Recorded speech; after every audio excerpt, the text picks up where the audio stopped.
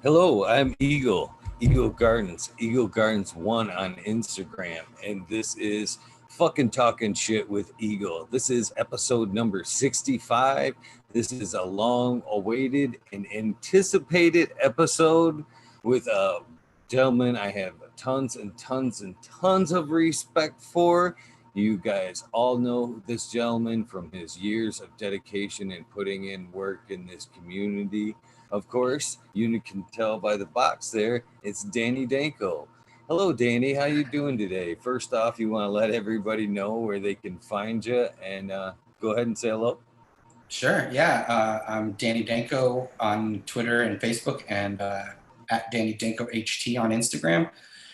And now I have a Patreon page for my podcast, which is patreon.com/Danny Danko. What is the name of that podcast? It's called Grow Bud Yourself. Yeah.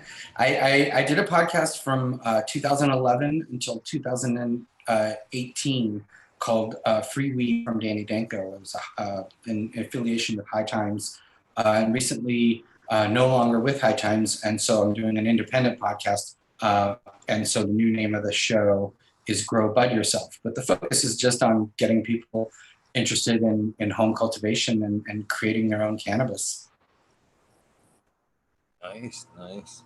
Well, I guess we'll touch on that very quickly. To me, the way things look, this is going to be a better thing for you, as the way it kind of looks like things are going over there. So I'm kind of ecstatic that you're moving out on your own and you're going to make a name for yourself. Yeah, a bigger name for yourself. I'm sorry. Right. No, I mean, no matter where I've been, before High Times, I was with Headcase. We made hemp baseball hats, and wherever I end up in the future, it's always going to be the focus on the plant and, cultivation, home cultivation, releasing the prisoners, social use, once all this is said and done, but really just about changing the perception of cannabis from, this like dangerous narcotic to a healing flower that's, just part of your herbal arsenal of healing flowers. And you have been a hell of an advocate over the years. I mean, where do we even start the work you put in here? 20 plus years just at that one magazine, not even before we get in, just that, not to mention the stuff you're even talking about here. That's a lot of dedication. Yeah, I mean, I figured at a young age, that cannabis was for me, and I was excited about it, and it called my name. You know what I mean? As a career, and even back then, it wasn't a career. It was basically like a jail sentence, or people would ridicule you for even thinking that maybe it would be legal in the future when I got started, and now. Those people want to get into the business, So it's interesting how far we've come, but it really, for me, was always just about the flower and the healing energy of this flower, and how ridiculous it was to me that it wasn't legal, and that people were, demonizing this amazing, herb. Can you tell us about the first time when you got started with this plant? That first time when you actually intook it. Maybe some people say they got a buzz, some people don't. I got a buzz. Oh, I got a beautiful buzz. I really enjoyed it. I actually smoked out a snowbank for the first time with my friend. And I got, I felt really high. I felt like, this is enjoyable to me. This is enhancing. Being outside, and this is enhancing my feelings, for the world and for everything. So to me, it's just, it's always been that, it's all had that healing energy. And, you can see that with medical marijuana, and, you can see that people are using cannabis for so many different purposes. If it wasn't illegal, it would be considered along the lines of penicillin as far as the pharmacopoeia is concerned. You can isolate different parts of it and create a medicine for epilepsy, or you can, change the ratio, and now it works better for, PTSD or whatever it might be. So it is an amazing plant with a lot that we have yet to discover about it. But for me, it's just always been about the plant too. You know, I mean, I had to reach a deadline every month, and I had to write an article. And you know, we went over to Amsterdam for Cannabis Cups, and it was always very fun and enjoyable. And I can't say that there wasn't some selfishness involved as far as, you know, me being a connoisseur and wanting to improve the quality of cannabis everywhere as well. I mean, that's certainly part of it, because then you just have access to better cannabis as you travel. So, you know, it's taken me all around the world, and I can't say enough about it. You know, maybe it's not for everyone, but I think there's a lot of people that could benefit. Absolutely. Right about what age was that when you first? I hesitate to say, but I mean, I would say 12 years old, 12, 13 years old was like the first experiences. And then at a young age also, I mean, I was just getting into college, maybe 18, when my friend John showed me a grow closet. You know, he just had, you know, a simple 400-watt light and a grow in a closet with some plants in it. And they were flowering and they were amazing. They looked beautiful. And they were way better than what you could get at the time. You know, we're talking about, you know, 1990, you know, around that time. You know, if you were lucky to get anything green at that time. So, and these were beautiful, and they were grown in a closet, and it blew my mind. I thought you had to have acres and fields in South America or something to create it. And then when I realized all you needed was a closet, it was, you know, it was gung ho from there. I got myself a grow light and some plants, and you know, then I moved to New York, where it became more of a kind of almost a career in a way, and a way of making a living. And then I got more political about it, from, you know, working for High Times and meeting Jack Harrer, and going over to Amsterdam and seeing how it could be over there, and how we could make it that way here, you know, where you're treated in a civilized manner as a cannabis consumer, and not like, you know, some criminal that has to hide in the shadows or something. So yeah, I mean, it's just I love the plant, and it loves me back in a lot of ways. And I feel like, you know, aside from, you know, friends and family, it's really the most important other thing in my life. And shout out to everybody in the chat. There's like so many people. Shout out, you guys. So do you remember when you peeked into that closet at 19 there, was it a certain strain, or was it some backseed that one of you guys were able to find? It was a strain. Yeah, no, it was like at that time, it was, you know, the first era of Dutch genetics that were coming over to the States. So I believe it was NL5 Haze, which is a Northern Lights Haze cross, which was very popular with connoisseurs at the time, but really hard to find unless you grew it yourself. And I think that's a Sensi Seeds strain from those days. And so many companies were born during that mid 90s, early 90s time. A lot of the Dutch companies that, you know, laid the foundation of a lot of the genetics that still exists today. It's kind of funny you bring that strain up, because, well, I just dropped last night a Kineos Genetics, which is a back cross of the Northern Lights #5. Been chasing, me and a few other people are chasing those classic pine terps, and that Northern Lights was, I'm like, that's where I want to start right there. That's going to be my best bet. Yeah, absolutely. And, you know, those are the building blocks of so many of the strains. And it was a handful of things. You know, there was the Northern Lights, Skunk #1, NL5, some hazes, Williams Wonder, I think, was one of the big ones in those days. And really the whole Dutch scene, you know, came out of just a handful of seeds. And that's what's amazing now, is that we have so many more cultivars and chemovars and you know, just variety of different strains, even though, you know, on the other end, the gene pool has sort of been also diluted in a way.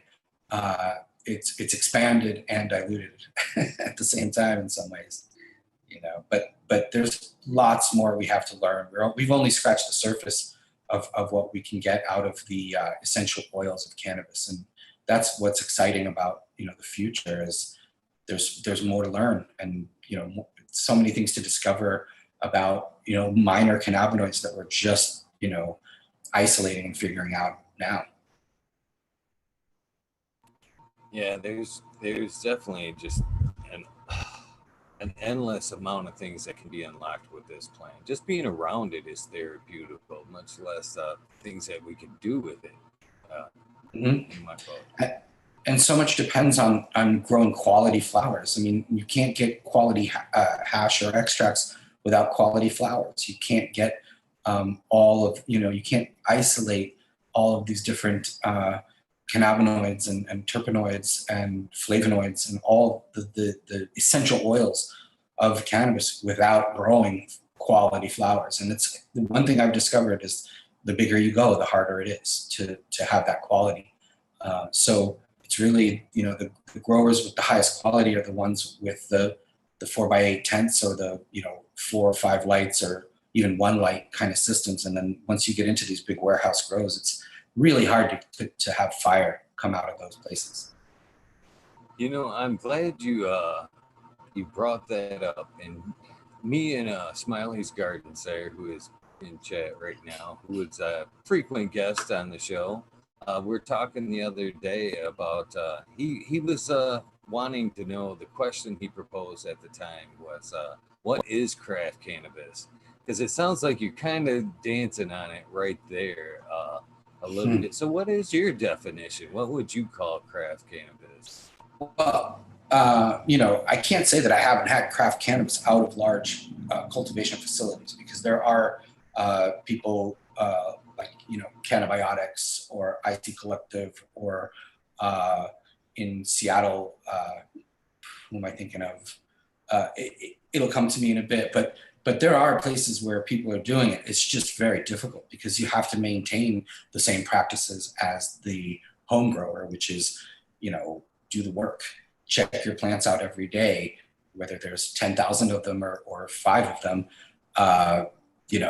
monitor the undersides of the leaves, take a look, feel, touch them, you know what I mean? And treat them right. And that's where fire cannabis flower is going to come from. And I think there's, that's what craft cannabis is. It's something you can, when you break it up, you can tell, the smell is there, but nothing competes with actually consuming it and seeing whether it was overfed, because I think overfeeding is such a rampant issue with cannabis. I think almost, I don't know, I hesitate to say a percentage, but well over 90% of cannabis is overfed with too much nutrient. And you can flush for a week or two at the end, but if you've been overfeeding for months, you're not flushing all that excess salts and minerals out. It's not happening. So, I'm on the side of, feed lightly and bump it up if you need to. But if you have burnt leaf tips on your plants, that's a sure sign that they're overfed. And so, craft cannabis is cannabis that's been treated with care, hand trimmed, cured in glass jars. It's not rocket science, but it's easy to make shortcuts when you're dealing with a huge amount of biomass that has to be dealt with very quickly. And then the machines come out and the, Rubbermaid tubs and things. And I think, quality is going to suffer. I agree 100% with that. I kind of feel like I agree with everything you said there. The only thing I kind of would like to throw on that, in my opinion, would be you would kind of have to limit the number of people just to be around the plant. You know what I mean? You start throwing shifts in on the plant, and it loses that personal vibe that you're putting into the plant. I think that has a lot to do with the craft aspect. Right. The most successful large, massive gardens that I've seen are still compartmentalized. So they still break it down into smaller segments and rooms where, if there, God forbid, there is an issue or an infestation or some kind of pathogen, that it's isolated to that space, and then you deal with it. It's almost like how you deal with this virus. You have, these plants are separated by barriers, and so that way you don't have this huge 50,000 square foot space that's all infected. You have it compartmentalized, and you're basically replicating the home grow, a bunch of different times, you know. And you're right, every person who enters is a potential carrier of all kinds of different things that can infect your plants, and you definitely need to limit that. And the best teams are small teams, you know. Even on large gardens, it's really just the dedication of really caring and going and looking at every plant is so important. And do enjoy the idea, like you're saying there, that even some of these big grows could be divided up into like smaller teams, and so that you just don't have like a de-leafing crew just working through room after room after room. I more like the idea of teams being split up. You're responsible for this, you're responsible for that.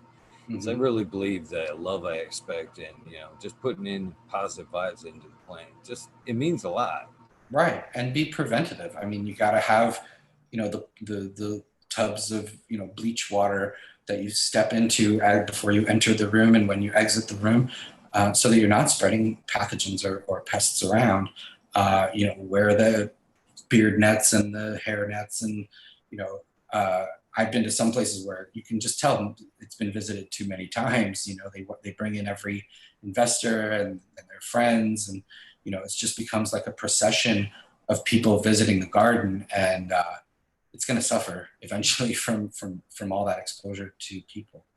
So, but you need some, you know, like I said, the infestation always starts with the one plant in the back corner that you didn't, you know, really check out because you didn't want to move all the other plants around or whatever it might be. And we've all been there and learned from it. And the thing you learn is prevention is so much better than having to deal with an infestation.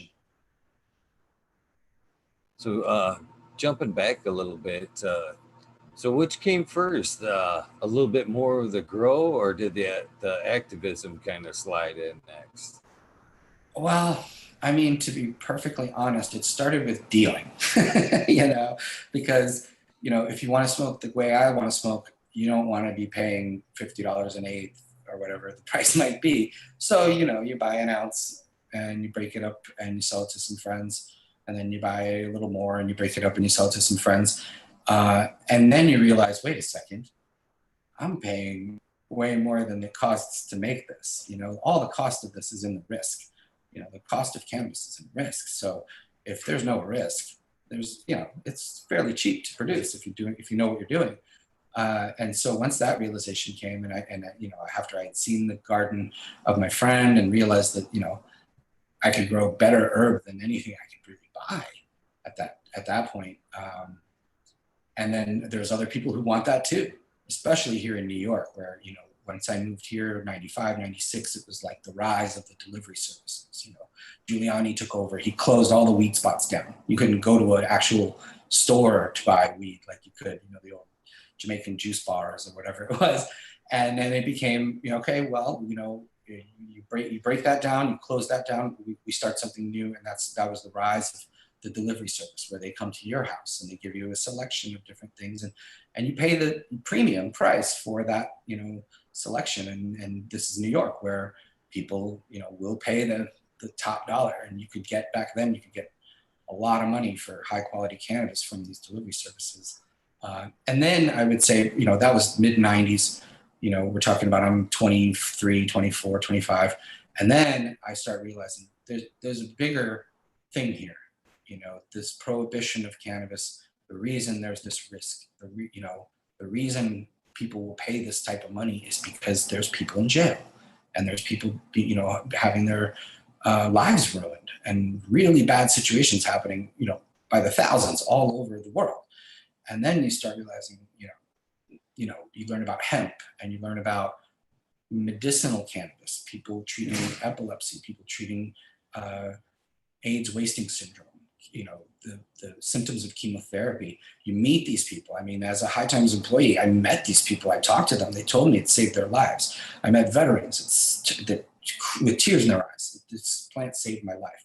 I've met seniors and people just from all walks of life who've come around to this idea that this plant has something to provide us. You know, it's here to help us if we choose to, you know, let it. But that, happened over time, meeting Jack Herer and becoming more and more political, going to the Boston Freedom Rally, going to Hash Bash, going to the Seattle Hemp Fest, the Million Marijuana March here in New York, going to Amsterdam and Barcelona and Vancouver, going all around the world and meeting the people of the cannabis culture and realizing that, we're an oppressed culture, and we're all walks of life, and we just love this plant, and we love it enough to like take the risk to actually do this. And not all of us are lucky enough to stay out of jail, right? And so we got to fight for them, and we got to fight for the plant, and we got to free it.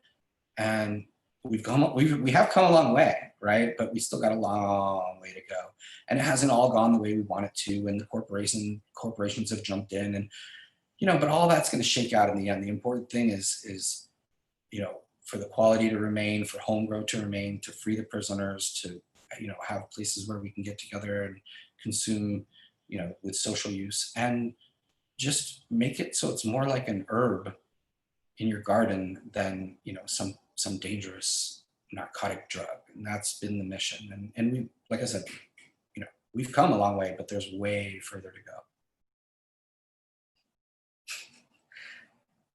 You can tell I like to talk about this stuff. Oh, good. I love the passion. It's people like yourselves and the years and years of dedication that's helped get us to where we are now. Well, it's part of it is there's an anger there too, because like I said, when I started, we were ridiculed. We were laughed, out of places. People thought it'll never be legal. The government will never allow it. It's there's too much money and this and that and the other. You heard every argument against it, and you were told you were just a lazy stoner and you just want to smoke weed and this, that. And it gets to you after a while, because the reality is this is a plant that's saving people's lives. I mean, you're meeting them and they're talking to you, telling you all about it. And not for nothing, it's also sending their kids to college. It's allowing them to pay for things they couldn't have before. It's the whole Northern California economy ran on it, runs on it. It's massive. It's this huge multi-billion-dollar industry, but it's all underground and taken over by, criminal gangs and this and that and the other. It doesn't need to be that way. And when you come to realize that, it's like, you have to be political about it, because, otherwise you're just standing silently while this, BS continues to go on. And I think, like I said, it's important that people learn. And again, growing is a political act, right? Creating cannabis out of thin air, like I call it modern day alchemy. You're taking light and air and seeds and water and creating a healing flower, and that helps people. And so even cultivation is a political act, and that's really been my lane, as far as, once I started, getting political about it and working for High Times and doing all of those things. My goal was to encourage people to grow their own. And if they don't grow their own and never ever want to grow a plant in their life, at least appreciate what quality cannabis looks like, how it's produced, what it tastes like, what it feels like. At least if you're a connoisseur, be a connoisseur. Don't be a pot snob, right? I mean, try it all. I love equatorial sativas that are grown out for 18 weeks or flowering or whatever, because it's a different feeling, and it's something that's coming from the same plant but completely different. And so experience all the different places that this plant can take you. I'm passionate about it. What can I tell you? I love it. I agree. I wish everybody, I think that the people that are just on the smoking or using side are completely missing out on a ton of that, the most beneficial aspects, in my opinion. Yeah, I mean, as a grower, there's always the parts you keep for yourself too. I mean, like you're not selling the best quality top nuggets. Those are the ones that are going in your private head stash jar. And any beautiful hash that you make, the first sift is the one that you hang on to. So there's no feeling like consuming cannabis that you created out of thin air yourself. I mean, nothing beats that, whether you're a medical patient, connoisseur, aficionado, you know, dabbling in growing CBD strains for yourself, whatever reason you're doing it, there's nothing like consuming something you made yourself, you know. It's great. I agree, and that's why I say that they're robbing themselves are some of the best part. You know, that first finished crop is, you know, if it is or if it isn't, it's the best, isn't it? You know, that first one you've harvested, like I said, it might not be, but it is to you the most self gratification smoke that you'll ever have is that first round.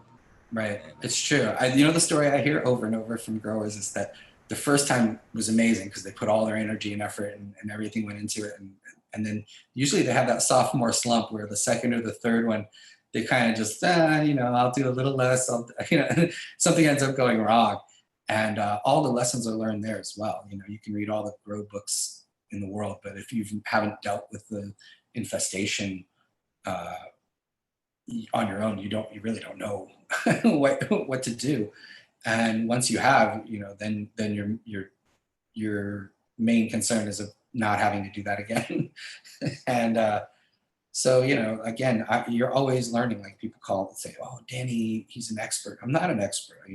I learn from listening and constantly being aware that there's no one perfect way to grow cannabis.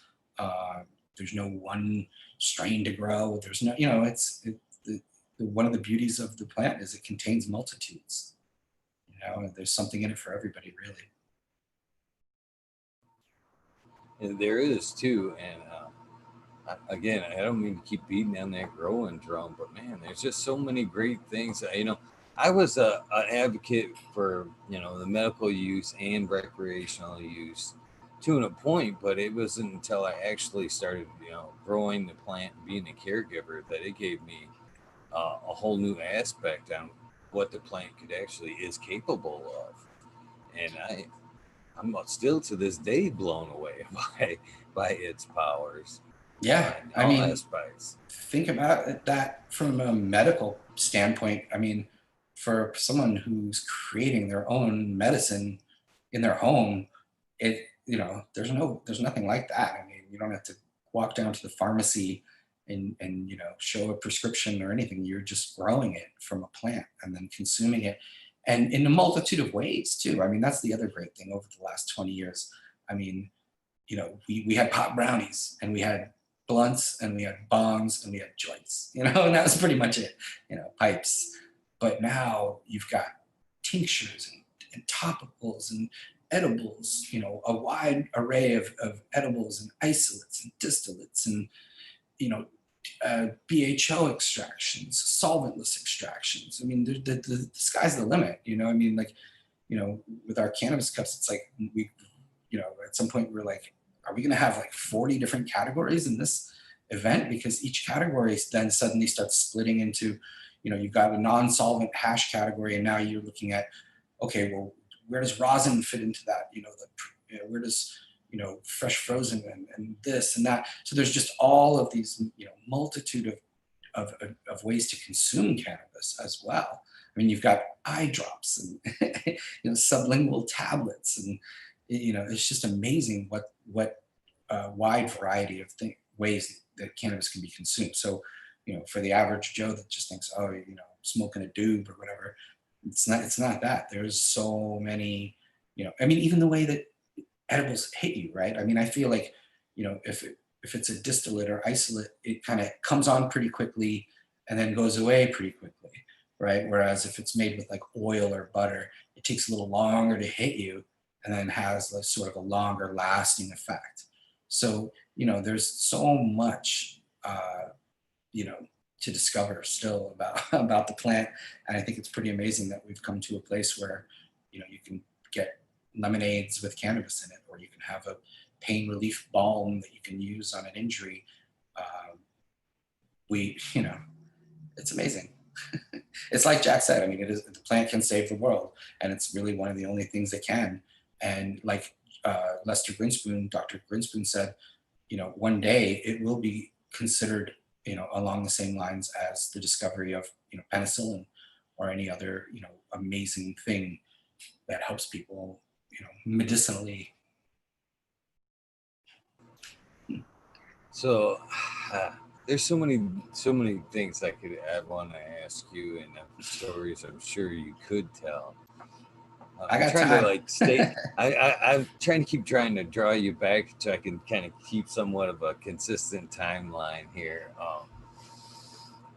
So we've hustled a little bit of blood, and I think we're all guilty of that. I mean, I know I have. In my math, what you told me there is find 3 friends that want a quarter, and you got yours for free. Is basically how that worked back in the day. I mean, that's how it starts. Yeah, but inevitably over time, then it becomes a quarter pound, and then that quarter pound becomes a pound. And now you're looking at, like time, for something that, is ultimately just an herb or a vegetable, a flower.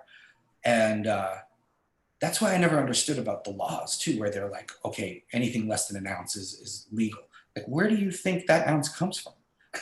You know what I mean? It comes from a pound. And where do you think the pound comes from? You know what I mean? Like, it never made sense to me where they were just like, okay, 7 grams is legal, but anything more than that is illegal. Like, where do you think those smaller amounts come from? That was always very puzzling to me about the rules, but I kind of get it, because it's like the consumer ultimately makes the rules. It's not the producer or the distributor. It's the end user is the one that is going to be the deciding factor if it's getting voted on or that kind of thing. You know what I mean? But I always appreciated, the lessons that were learned from the underground as well, because I learned a lot of important lessons about, that I can take into the real world from that experience.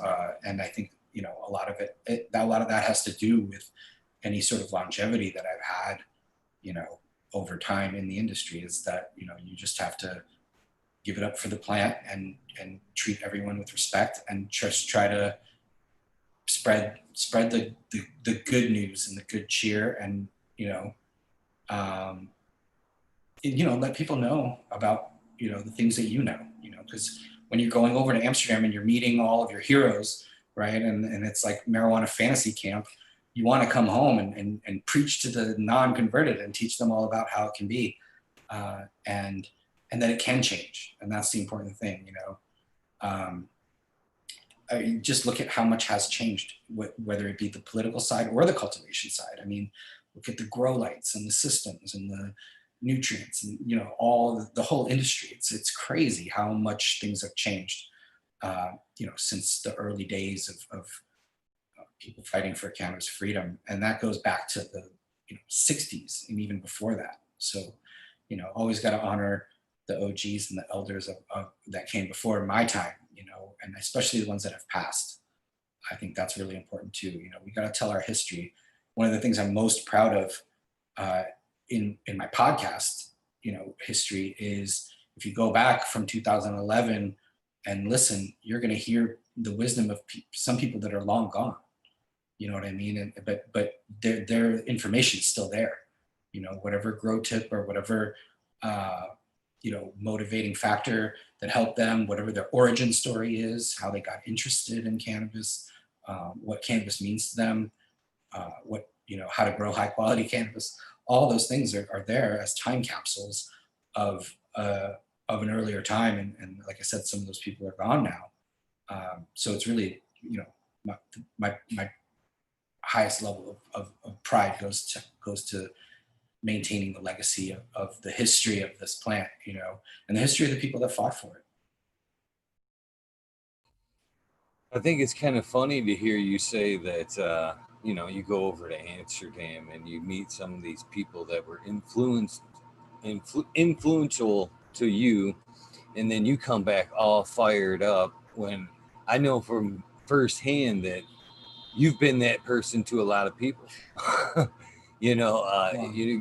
You've been always very very approachable. I've never seen you in any of these events where you were like, get away from me or what. I've had the pleasure of meeting you and taking pictures with you several times, and you've sent me off in that direction. Holy shit, I met Danny Danko today. You know what I mean? Look at this shit, passing around that picture, and it's that kind of just meeting, getting out there, shaking hands is another part the very powerful part of this planet. I feel like I love it. I kind of feel like I'm beating on an endless drum here, but just this conversation here, just getting out in the community, and it's an amazing feeling just to be able to, just talking about it is a very medicinal effect. Right now, I'm all lit up. I'm feeling good, and from just being able to have this experience, as I know most people are when they talk about cannabis, it lights up that passion and gets good vibes pumping through the body that undoubtedly are good for you. Uh, so Yeah. there's so many amazing aspects to this. Yeah, I mean, I so appreciate that. I mean, I don't think of it in those terms of like celebrity or anything like that. I mean, to me, it's like the message is in the flower. You know what I mean? And like, I'm an ambassador for the flower. So I, and all the great people that I've ever met, who I've looked up to, that have treated me that way, I've always remembered, whether it be Willie Nelson, Jack Herrer, or anyone, they take the time to because they've been there and they understand, like, you know, it's about the message. You know what I mean? It's not about the person.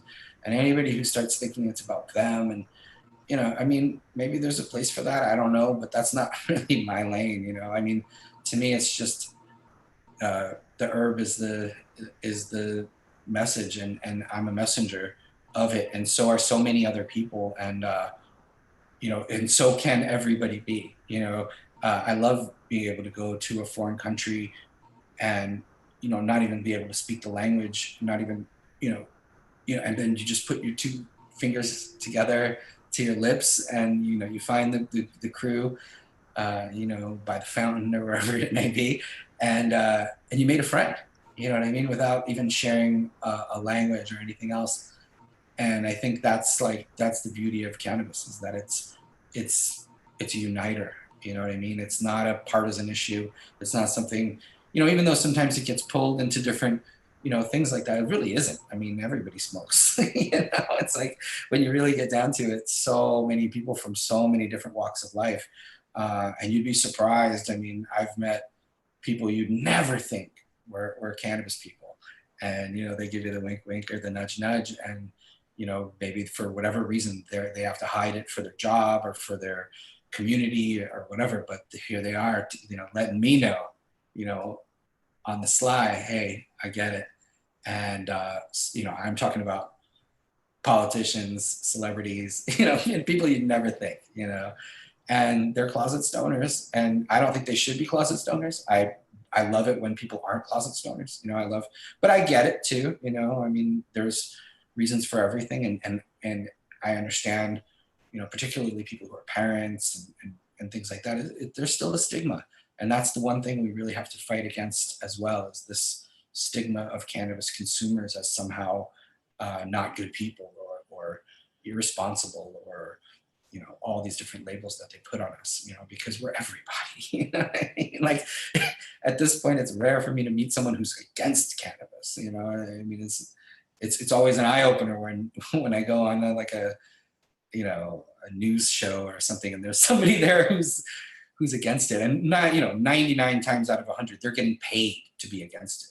Whether it be Project Sam, or one of these organizations. I mean, they're getting money, and who are they getting money from? It's like the pharmaceutical and alcohol, prison guard unions. That's not people who care about your well-being or your safety or your health. They just have a vested interest in keeping us down, and keeping prisons filled, and keeping petrochemicals flowing, and all these crazy things. And they don't care about you at all. You know what I mean? Even the ones who aren't getting paid to be. I mean, it's getting harder and harder to find now. at this point. I have friends in the news media that they're at a loss at this point for having someone come on and do the counterpoint, do an anti-marijuana thing or anti-cannabis thing. It's just not cool. Do you have anything close by you can smoke on, Danny? I have some dabs. Actually, I was going to ask you if you don't mind if I smoke during No, this. please do. I mean, of course. Yeah. This is actually some Michigan grown. I think this is Ghostbusters right here. Nice. Forbidden fruit. And I believe this is also Michigan covert extracts. And strawberries and cream. Covert's definitely bringing some fire, that's for sure. Yeah. That's for sure. I've been counting on cannabis and extracts as 100% essential during this time. I can't emphasize strongly enough that how important cannabis is to riding this whole thing out. And let's smoke. I just have what a great thing. I just have this little dabber thing, dab straw thing, Oh, nice. Yeah, who would ever thought they would have come? We'd have seen that days where we seen a pandemic come through, and they're like, "No, stay home, smoke cannabis." And by the way, you are essential. I never thought I would see that in my lifetime. Yeah, my hometown of Brookline, Massachusetts, right there, just right outside of Boston. Just this week, they have recreational sales now. Fully legal. I mean, with social distancing and everything going on, but it is pretty amazing that, we went from where we were to now being essential, And I think, it's going to change the face of cannabis after all this is over. I think, federal legalization is well on its way. Something has to give. There has to be, right now, the whole West Coast, from Washington, Oregon, California, all rec. You have Michigan, you have Massachusetts, and it's creeping everywhere at this point, and it's getting to a point where it has to change on a federal level. We need the banking situation to be resolved. We need the expungement of all the criminal records and the release of any nonviolent cannabis prisoner to happen yesterday. I mean, that should already be a done deal. I don't want to, people should definitely sign up for Last Prisoner Project. And I know you mentioned no downers, but I do want to, I got to give a shout out to the prisoners and the people who fought the good fight. And, there but for the grace of Jah goes any one of us who loves this plant and is willing to take those risks. So they need to be released immediately, and they need to, have their records expunged and be able to vote and all of that, get jobs, get, organ transplants and enjoy being with their families. And they should also be allowed into the cannabis industry.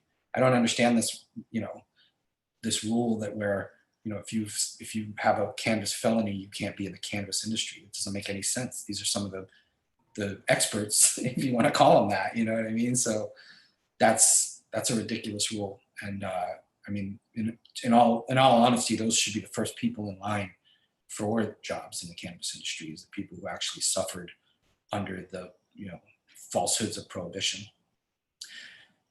And you can turn all those prisons. I know people are worried we're going to have empty prisons. No big deal.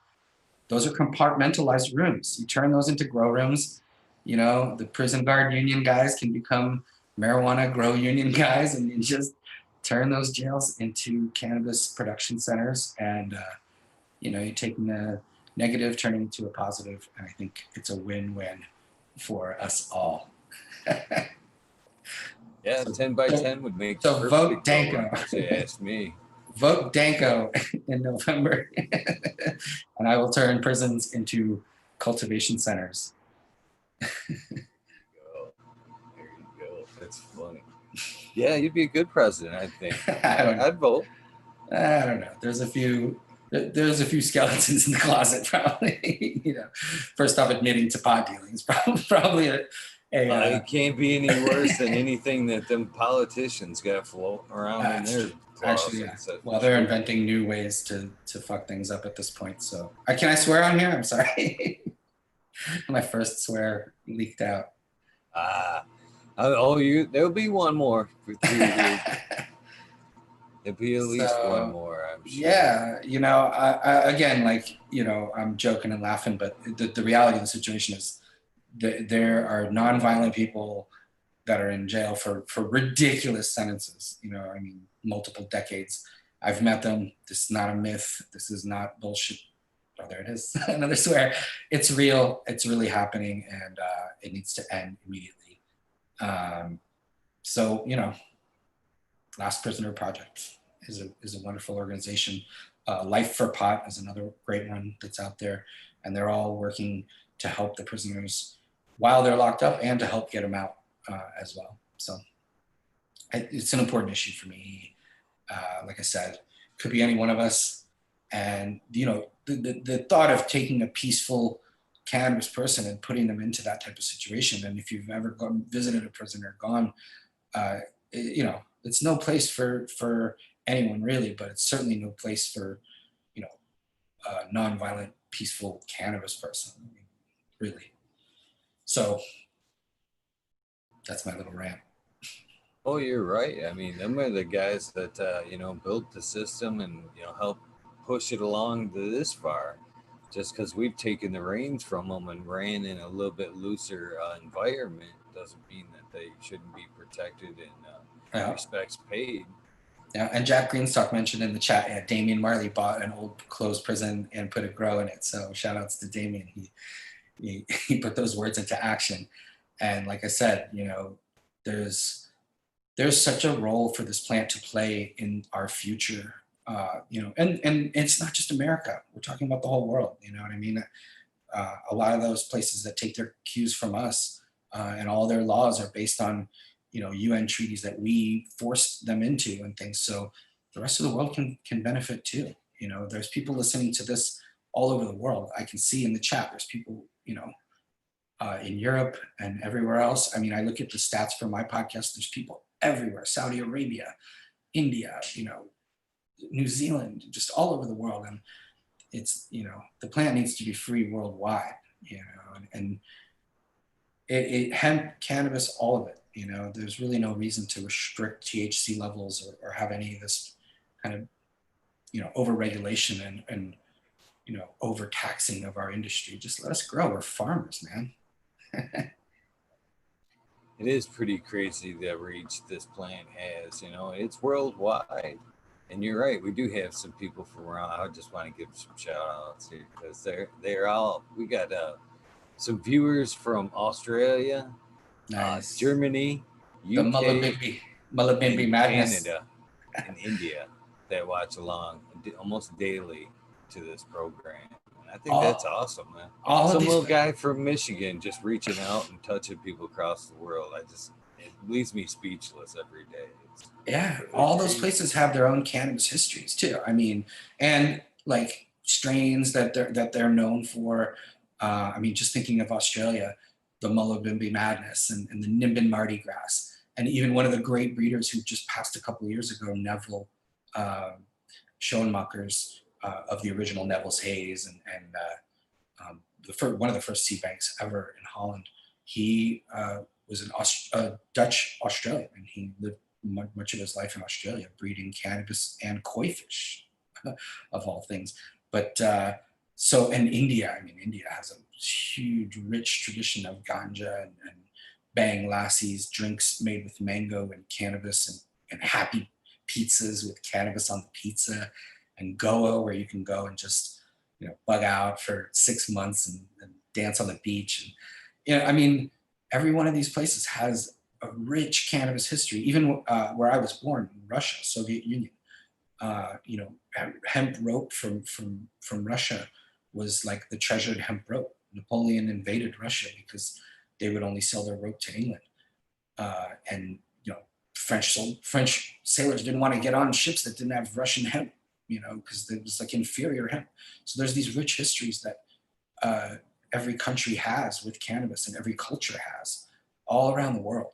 This amazing plant that spread with civilization all everywhere and acclimated to the places where it was. So in Russia, it became autoflowering hemp. In the Caribbean, it became these long flowering sativas that take forever and wispy, but and it was bred for different reasons, right? So in Southeast Asia, they're making tea with it. In Afghanistan and Iran and those areas, they're making hashish. In Lebanon and Morocco, those are hashish cultures. So they're choosing plants based on hash production, and in Southeast Asia, they're choosing based on sativa effect from tea and things. So it's all traveling all around the world and creating all of these new varietals that become land races for those particular places, and then become the building blocks for brand new genetics that when you cross this one and that one, you get something brand new. And it's beautiful, and the potential is still to come. Very true. Very true. So we're gonna revert back to the last question about the younger days, the slinging days. So what strains were passing through then at that time? What were you lucky enough to get your hands on at that point? Well, I guess early on, it would be the strains of the '90s, White Widow, White Rhino. If it had white in the name, it was like very popular back then. Uh, um, when Strawberry Cough came around, that was kind of a staple for us. Of course, being here on the East Coast in New York, the Sour Diesel was a big one. But if you're looking for the best, you're willing to also like explore different regions. So ultimately, a lot of things were coming from NorCal to the East Coast in those days, and of course, the old Blue Dream staple, and a lot of different things. We in Western Mass, you had the Chem strains too. You had Mass Super Skunk and Chem Dog and 91 and D and all of those. And if you could get your hands on some OG Kush from SoCal, that was always great. And Perps. We used to go up to Vermont and pick up Perps up there to bring back down to Boston. And, there's just so many different strains. And then now, of course, you've got, Dositos and all these like different kind of gassy, fruity things. I wrote a whole book of strains, actually got it right here. In 2011, which was the High Times Field Guide to Marijuana Strains. And then, of course, I have my second book as well, the Grow Book, Cannabis Beginner's Guide to Growing Marijuana. Lucky enough to have a signed copy of that one. Nice. But the strain book was really fun to put together because, it's like you just get to do a lot of research and sampling. And I think that's one of the funnest parts of the job has been traveling around the world, smoking all the different strains that people have to offer in all these different places, and so much unique varietals and places that are kind of made famous by a certain strain in a way too, which is kind of funny. Every place has their kind of like staples, and that's always been very interesting to me. And they change over time as well, obviously, but I love the variety. I don't know if I could just, people always say like, on a desert island, what would be your strain, or what's your favorite strain? It's like, it's so hard sometimes. I mean, I typically just go with Strawberry Cough because I grew it and I love it and I know it, and it's a no-brainer, and I love the uplifting feeling that I get from it. But if I only had to smoke that all the time, that something would be missing. I love the variety of mixing it up. So, I love it all. I don't complain when I'm in a place where, people would say, oh, this is mids, or it's different. It's something different. And look, if it tastes bad and doesn't burn right, that's a problem.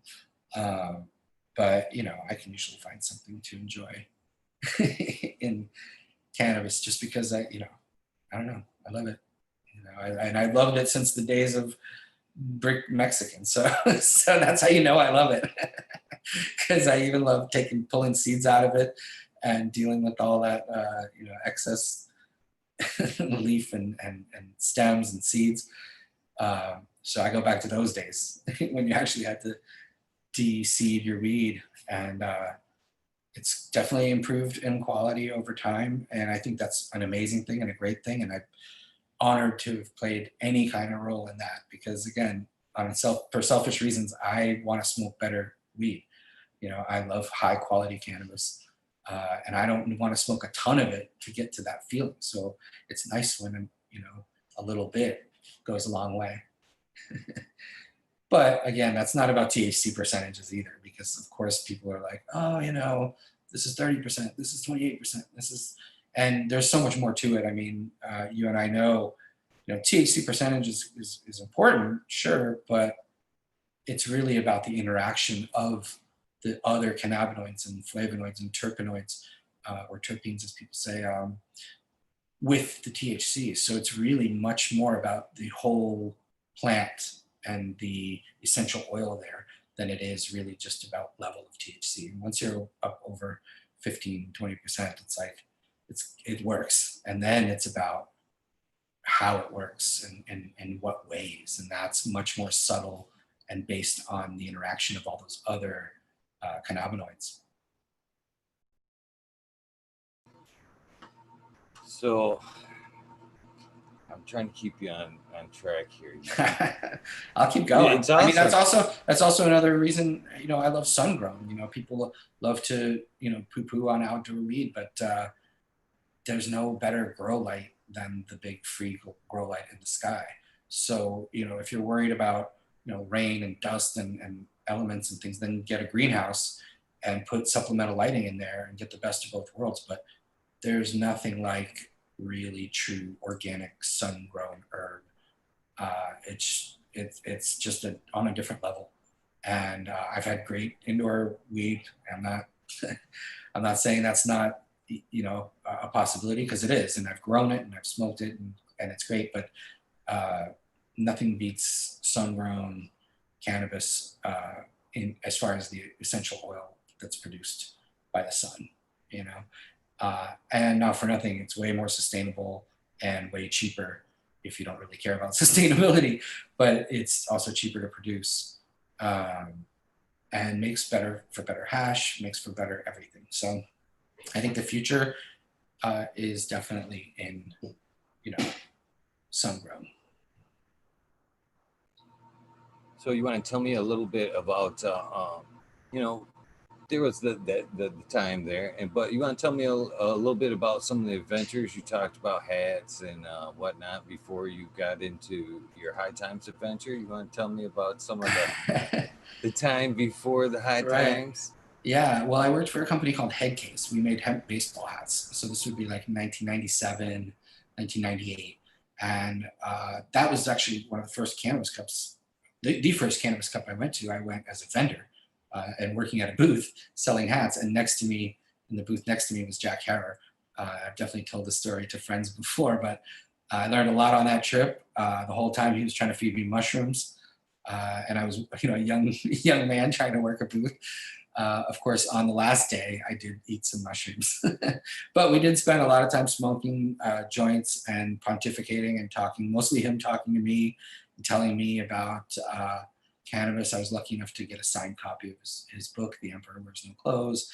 And it's an experience I couldn't have dreamed of, you know, or paid for. You know, it just happened to be that my booth was next to his booth, and, you know, he spent time talking to this young kid at the hemp hat booth. And we made hats for everybody. We made hats for Sensi Seeds and Paradise and the Greenhouse and Gray Area, all the companies, TH Seeds. We made all their hats because we made them out of hemp in New Jersey.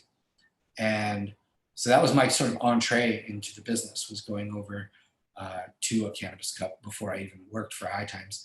But it definitely opened my eyes. I mean, we were the only two kind of cannabis related companies on the East Coast. I started playing for the softball team, the High Times Bong Hitters. So before I worked for High Times, I was on the softball team. And of course, you know, like you said, the dealing was still going on at the time. I think a lot of the softball people and the company people liked my herb that I was growing or that I possessed at the time. So it wasn't hard to make friends at the company at that time. And when a job came along, it was literally like answering the phone, breaking down boxes, I took it. I wanted my foot in the door. And I didn't care because I knew that you get trips like the Amsterdam Cannabis Cup out of it. And to me, the perks, were way more important than the salary or what I had to do.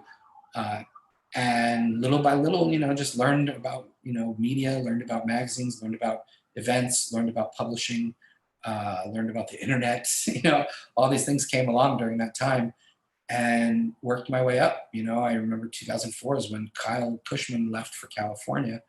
And, I sort of took over in writing in the cultivation department at that point. And that was really a huge thing for me. And then Jorge Cervantes decided to basically retire from doing his column and then hand it over to me as his hand-picked successor. Really life-changing for me at that point too. So those people and my employers at the time having the confidence in me to write articles about cultivation and strains and how-tos and step-by-step and all that, because I knew how to grow and I knew how to write, and I just I didn't know if I could put the two things together, but it worked. And little by little, sort of made a name for myself. And of course, like I said, the travel is so key and important to that, because without that, you're just sitting in a cubicle in an office building like anybody else.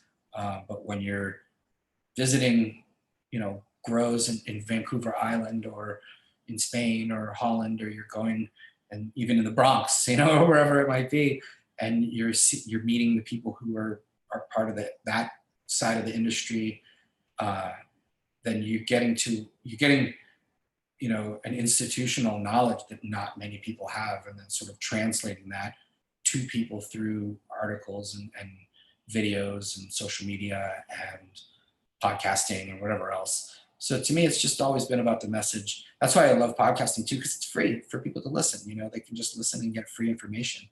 And I always thought, why charge people $6 or $7 for information that should be free? Charge the advertisers, right? Charge the people who want to reach those people. But you want to reach as many people as possible, because you have this message that's so important. And so to me, it's just, it's been a pleasure and an honor to serve cannabis, you know what I mean? And like I said, that if that elevates me to a place where people are psyched to read my books or to my articles or to meet me, and that I inspire them, then that's just icing on the cake. That's amazing. And, it's an honor, and it's like something that I cherish, that feeling of because I know how I feel about Jorge and about, Ed and about Kyle and about Dr. Grinspoon. They're my heroes. And for me to be somebody's hero, it's humbling, but it's awesome. It's so cool. And if cannabis is the real hero, then we all win. So I can't help but wonder if I have some friends that have been around the high time circle there, and I have some friends that are in the cannabis community as well. And I think it's funny that it sounds like, and again, I don't know if there's any truth to this at all, Danny, but it sounds like from your story of meeting Jack there, that it could have inspired you not only for your activism, but I hear that I've heard stories that you can have a little bit of that Jack attitude in yourself there, as far as the psilocybin goes there. That you've been known to have some good times there as well. Yeah, I think there's certainly a tremendous role for psychedelics to play in this, sort of plant-based revolution that I think is going on as we speak, and that we're in the middle of without quite realizing. I think, people like Paul Stamets are so important to me. What he's teaching people about fungus, about psilocybin, about mushrooms in general, and about mycelia and how those mycelia interact with plant roots. This is the first first relationship on Earth between two different things is the relationship between fungus and plants underground. And this is something that goes on underneath us everywhere we go. There's this, single cellular organism called mycelia that we know very little about. We don't understand in many cases why mushrooms sprout here and not there, what relationship they have with this tree's roots or that tree's roots. And it's just so important and special for us to respect fungus and mycelia and what role they play as a living thing on this planet. I love mushrooms. I love edible mushrooms. I love all, I'm not a huge truffle fan, but I love all of the different mushrooms you can forage, mushrooms you can buy. And I think that the psychedelic mushrooms as well are so important to our understanding of ourselves and our place, our role as a being on this planet, rather than, just humans and animals. I think we're part of this huge ecosystem, and mushrooms help to teach you that. But there's also, DMT and ayahuasca and LSD and so many other of these entheogens or whatever you want to call them that are very important, and but also important in a way that, like, this isn't something you take to party on a Friday night with your buddies drinking beer. I mean, these are things that are meant to teach you something about yourself or your role that you play, or about dying, or about living, or about maybe some uncomfortable truths about yourself that you don't necessarily want to accept. Ways of dealing with trauma, massive for dealing with trauma. Couples therapy, helping people in hospice. I just think there's so much potential to psychedelics, but we have to understand how to use them, right? I mean, it's all well and good to just go on a camping trip and take some shrooms and stuff, and that's fun and great, and you might learn a lot of things too. But I think set and setting are so important when it comes to psychedelics, and you have to be prepared for the experience mentally. And again, it's not for everyone either. I mean, certainly people who have mental health issues should probably refrain. But I think there's a lot we can learn from them, and I think certainly should not be throwing people in jail for them. I mean, that's outrageous. Prohibition of anything, I think, is ridiculous. It's something you learn, and it's an easy argument to make with people, because if you immediately made tobacco, illegal along the lines of a Schedule 1 drug, they would immediately be tobacco dealers and a whole thriving underground economy in cartons of cigarettes and packs of cigarettes and tobacco growing and illegal facility. And it would all just replace, alcohol during alcohol prohibition, or cannabis during cannabis prohibition, or any other substance. You know what I mean? So demand creates supply. You can't produce demand. So if someone demands it, there's going to be a supply. It's pretty obvious. So I think criminalizing almost anything that's like a victimless thing like that. And I mean, I would even include prostitution as well as something that's ridiculous to be illegal. I mean, there's a demand, create a supply, make it clean and healthy. And sex workers deserve respect as workers. They're doing a job, and that's an important job, obviously, because again, we're talking about millions and billions of dollar industry. I've met people that work in that industry, and it's really crazy because they face the same stigma we face as cannabis users in a different way. Here's a product that everybody consumes, everybody watches pornography, everybody, this is something pretty universal, and yet the people who do the thing to provide us with that are frowned upon and looked down upon, and somehow, the stigma's on them that they're, lesser human beings. And I think, we as people who suffered from the cannabis stigma should understand that there's that stigma for sex workers, there's that stigma for people of color, there's that stigma for the LGBTQ community, there's that stigma for transgender people. It should make you more compassionate, to be honest. All of these things, these plant-based medicines are meant to teach us something. They come from the earth for a reason. That mycelial interaction with those plant roots happens for a reason. The a mushroom makes you trip and feel a certain way for a reason.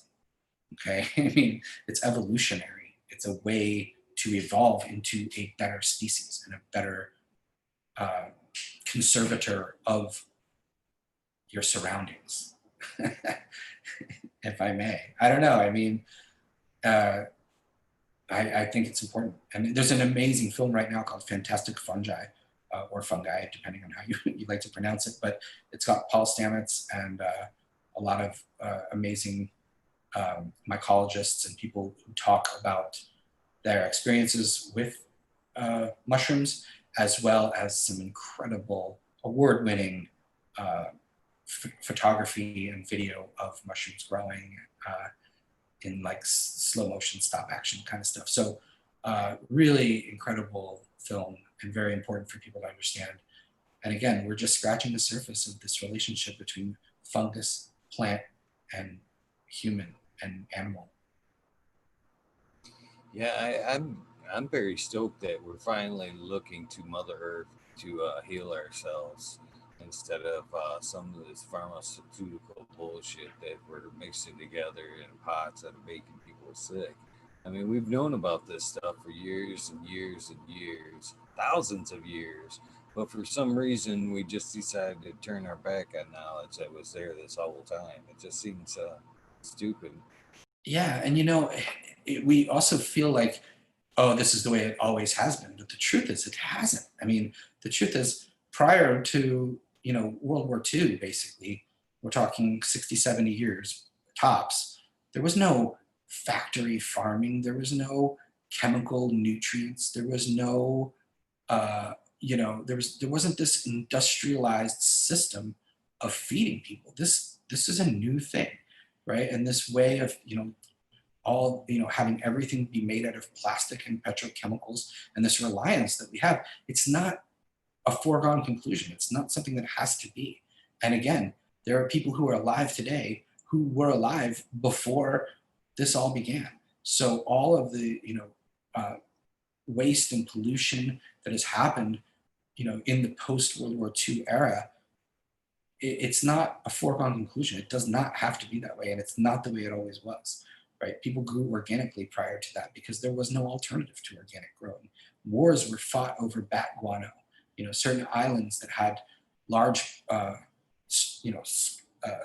caves and things and large stores of bat guano were hotly fought over, in wars because of the potential for using that bat guano as a nutrient for fruiting trees and flowers and plants. So this whole idea, this whole petrochemical revolution is young, and we don't have to fall for it. We don't have to deal with it. It's, all the pharmaceutical, all of this happened in the last 50, 60 years. It's not the way it has to be, and it's not the way it was prior to that. And it's hard for people sometimes to remember, but you really have to look back to the past and see cannabis was a medicine, as part of the pharmacopoeia in the late, 1800s and early 1900s. You can see it. There's evidence of the jars and everything. So it wasn't always demonized. This happened in the 30s, and it happened after the end of alcohol prohibition because they needed something new to latch onto. And here was an easy thing to vilify, certain people with. And it doesn't have to be that way. That's the real lesson of psychedelics and of all the plants medicine, is that it's like, go back to the future, look to the past for the solution. It's there. It's in composting, it's in no-till gardening, it's in compost teas and brewing your own, improving upon your living soil year after year rather than depleting your soil year after year. It's like a no-brainer, but you have to detach from that that chemi way of thinking.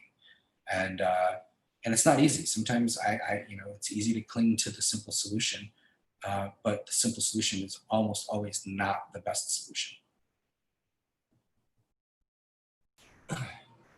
Well, while I'm sitting here listening to you speak about all this stuff, it makes me think about one thing that just touches like everything you've talked about there, and it's my sadness is that like the soldiers who fought for our countries to give us our freedoms here in America, that there seemed to be the biggest one that could utilize both the psychedelic aspect and the cannabis aspect as healing things, and that they're shunned from that. To be, if you know, most of them they could really use it for their anxiety and everything else, which mushrooms and cannabis both work very great for. Uh, they lose their rights, as you know, for medicine and everything, the help they'll get from the government. So they're prosecuted like that, and then their answer is the petro drugs that you're talking about, the pharmaceutical drugs that just gives them more damage yet. There's It really pisses me off because this touches on everything that you've touched on so far today. Is, you know, just that, you know, you don't know how many veterans I've tried to help with cannabis, and they've looked me dead in the eye and they've said, you know, I know this will help me, but I can't use this because I'm afraid I'm going to lose my benefits next month, or you know, in the future if they find this in my system when I go to the veterinary, you know, the vet clinics to get my medications and stuff. They find cannabis in my system, and it's going to be big trouble for me. And I just can't help but think some of the people that could utilize all of what we're talking about here are some of the people that are having the hardest time to this day. Even medical states that are there, they should be allowed to utilize.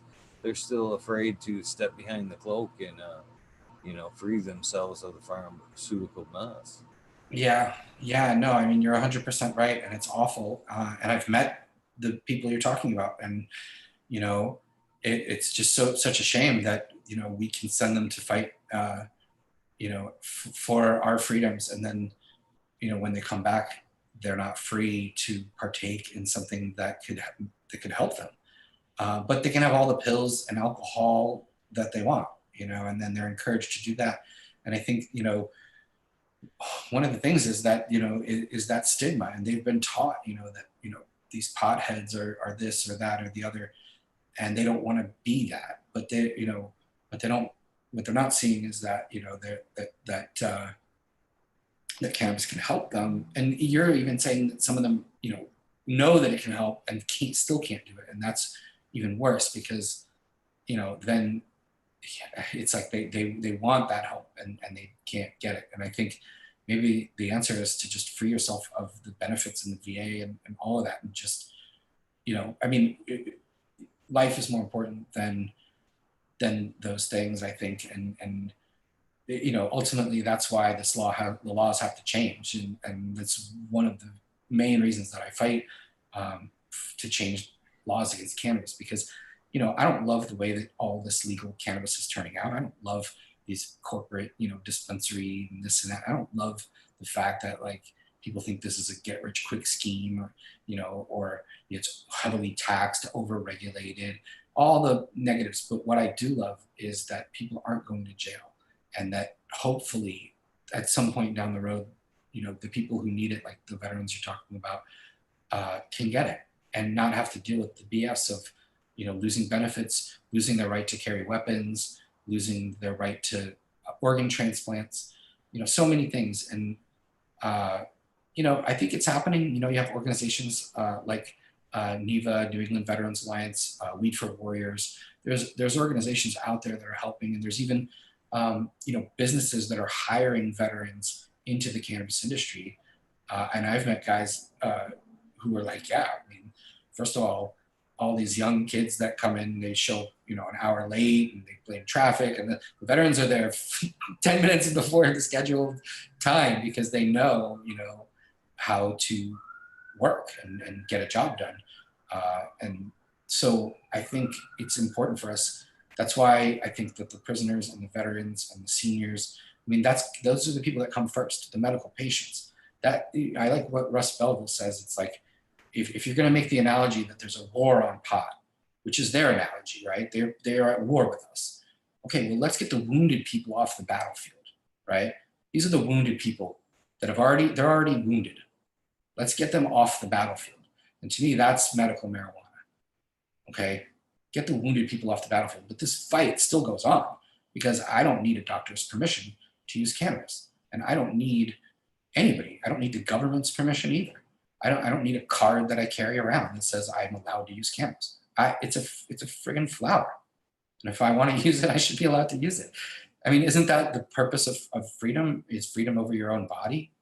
And so yeah, that's why I like Russ's way of saying, like, okay, medical is get the wounded off the battlefield, but this is still a war going on, and the veterans are a perfect analogy. These are people who've been to wars or have served, and if they don't deserve this, I don't know who does. I say anything that helps them, they should be allowed to do. You know what I mean? It's a no-brainer, and I see too many of them succumbing to alcohol, the pills, and this the trauma that they deal with, and brain injury, and all these things that they could be helped with. So it's shameful, and that's not just U.S. veterans. We're talking about veterans of any country's military. They can all benefit. People that are part of Israel's military. I mean, they don't know what to do with themselves when they get out of service. That, like I said, they go to Goa for 6 months or whatever in India just to try to forget. And I think it's just yeah, we always think of our own surroundings, but this is worldwide. This can help people all over the world, and there's places in the world where you can get a death sentence for cannabis. So let's not forget, like Indonesia, where I'd love to go and surf in Indonesia one day, but I'm scared to go to Bali or any of those places because they, if they catch you with cannabis, you can be thrown in jail for 25 years. You can get executed in Singapore. So it's just crazy, and we're talking about cannabis, a plant, a flower. It's beneficial, it's helpful. If you don't want to use it, don't use it, but don't destroy people's lives about it. It's unfathomable. Yeah, that brings up another point. How many places have you gone to traveling around just with that fear on yourself? Like you said, man, this fight's far from over. Far from over. There's people that come on the show from red states, other countries that are still not even close. How many times in your travels to do the cups and whatnot have you went, oh, just sweat when you get off of the plane or wherever, going, I am a walking target here. They are waiting for me to fuck up. Oh, big time. Yeah. I mean, that happens almost everywhere, to be honest. I mean, especially if you're doing a cannabis cup, because, you've advertised it, you've let people know that it's happening. And then here you are, in a place where you may or may not, be following everything perfectly. You're trying, and there's lawyers helping and all of that. But ultimately, you're pushing the envelope of what's allowed. And I can remember that, the first one we did in the US, we had no idea what the reaction was going to be from law enforcement and from local authorities or anybody else. We just did it and said, let's put on a show and see if we can duplicate Amsterdam, but in San Francisco. And it happened and it worked. But we had a number of them raided. We've been raided in Amsterdam. We've been raided in Detroit. It happens. It's the cost of the risk that you're taking.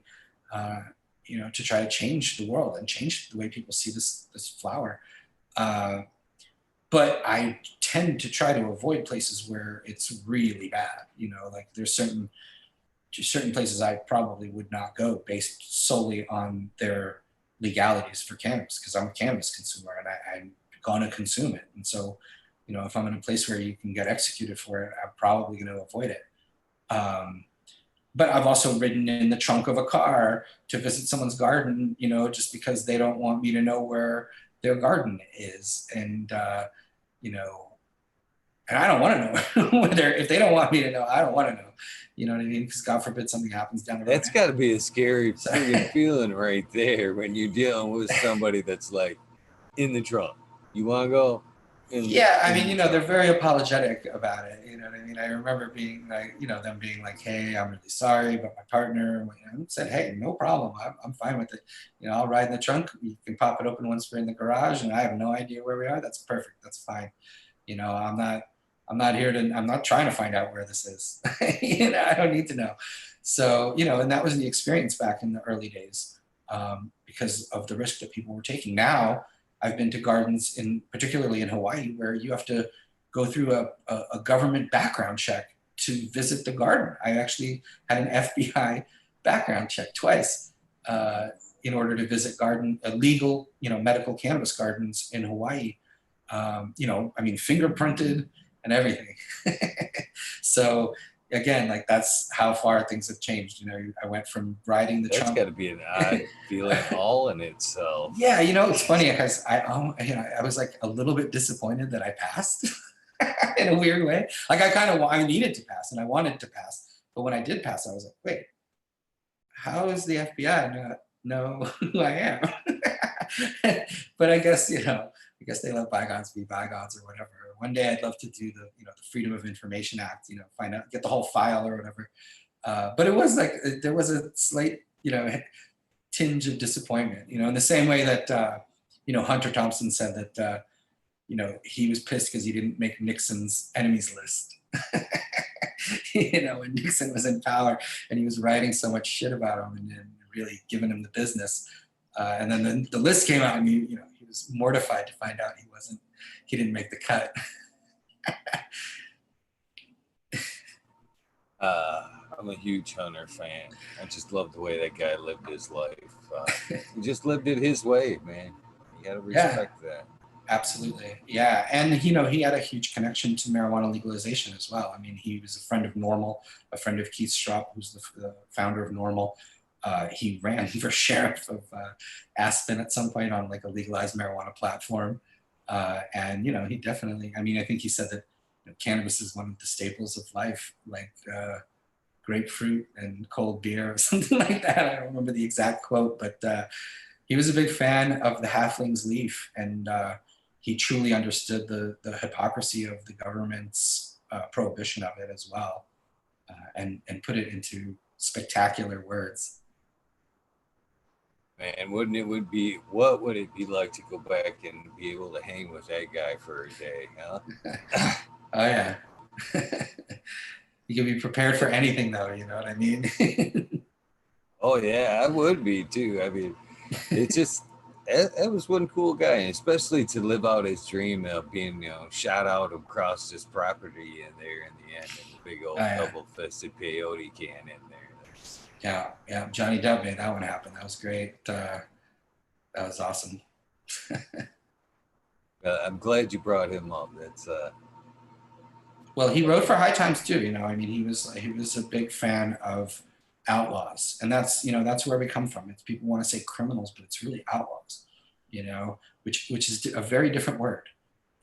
You know what I mean? And that's I think he had a soft spot for outlaws, and I think he understood outlaw culture in a way. And I think that's the one thing we need to remember, as an institutional memory of our industry, of our community, of anything that we do in the future, is that we come from the underground. And, there's different rules that apply, and different codes that you live by. And there's something to be gained from that, in the larger space of legal cannabis. And I think, that's important. And I think the companies that at the end of all of this, when it all kind of washes out, the ones that stay true to the culture are the ones that are going to be, have the longevity. Oh, here's a good one for you. Let's see your thoughts on this one. Your thoughts. This is like a two-parter here. Your thoughts on recreation cannabis coming through and being pushed through legal state by state versus medical. And do you think that the sudden push for rec across the country could be in part secretly kind of pushed by big pharma just to to get them off, to get if big pharma got everybody smoking recreational weed, then it would probably pull off the heat off them as far as medical uses, and people trying to make that switch. So do you think there could be somewhat of a connection there? I mean, myself, I don't want to. I'm happy to see rec come, but I'm afraid that there will be a decline in the interest in medical because there's not the numbers from state to state going. Well, we've got 100,000, 200,000, a million people with medical cards. Research needs to be done, and as if rec comes, the numbers are obviously going to fall, fall, fall, fall, fall. So if those numbers fall, do you think that research at that point could slack? Well, I don't see it as like some type of conspiracy by big pharma. I mean, they would love to exploit the cannabis market, but as far as rec goes, I think there's different states that are doing it differently, right? So in Washington, they had a big issue with rec basically destroying the medical marketplace, and I think that's probably the wrong way to go about it. But in Massachusetts or even Colorado, these two things live side by side. So, there's a medical, you can go to a dispensary and there's a medical side, and you're paying less, right? You're paying lower, in taxes, and the price of the medicine is cheaper than it is for someone who's going in without a doctor's, card and purchasing what they call rec, but I, prefer basically just adult use, just someone wants to smoke cannabis and they want to buy a product, and they don't need their doctor's note. So I'm all for it. I mean, I think that these two things can live side by side, and I think medical patients should be allowed to grow more plants than rec patients, because they should be able to produce their own medicine if they need it. But I think both things can coexist side by side, and I don't think that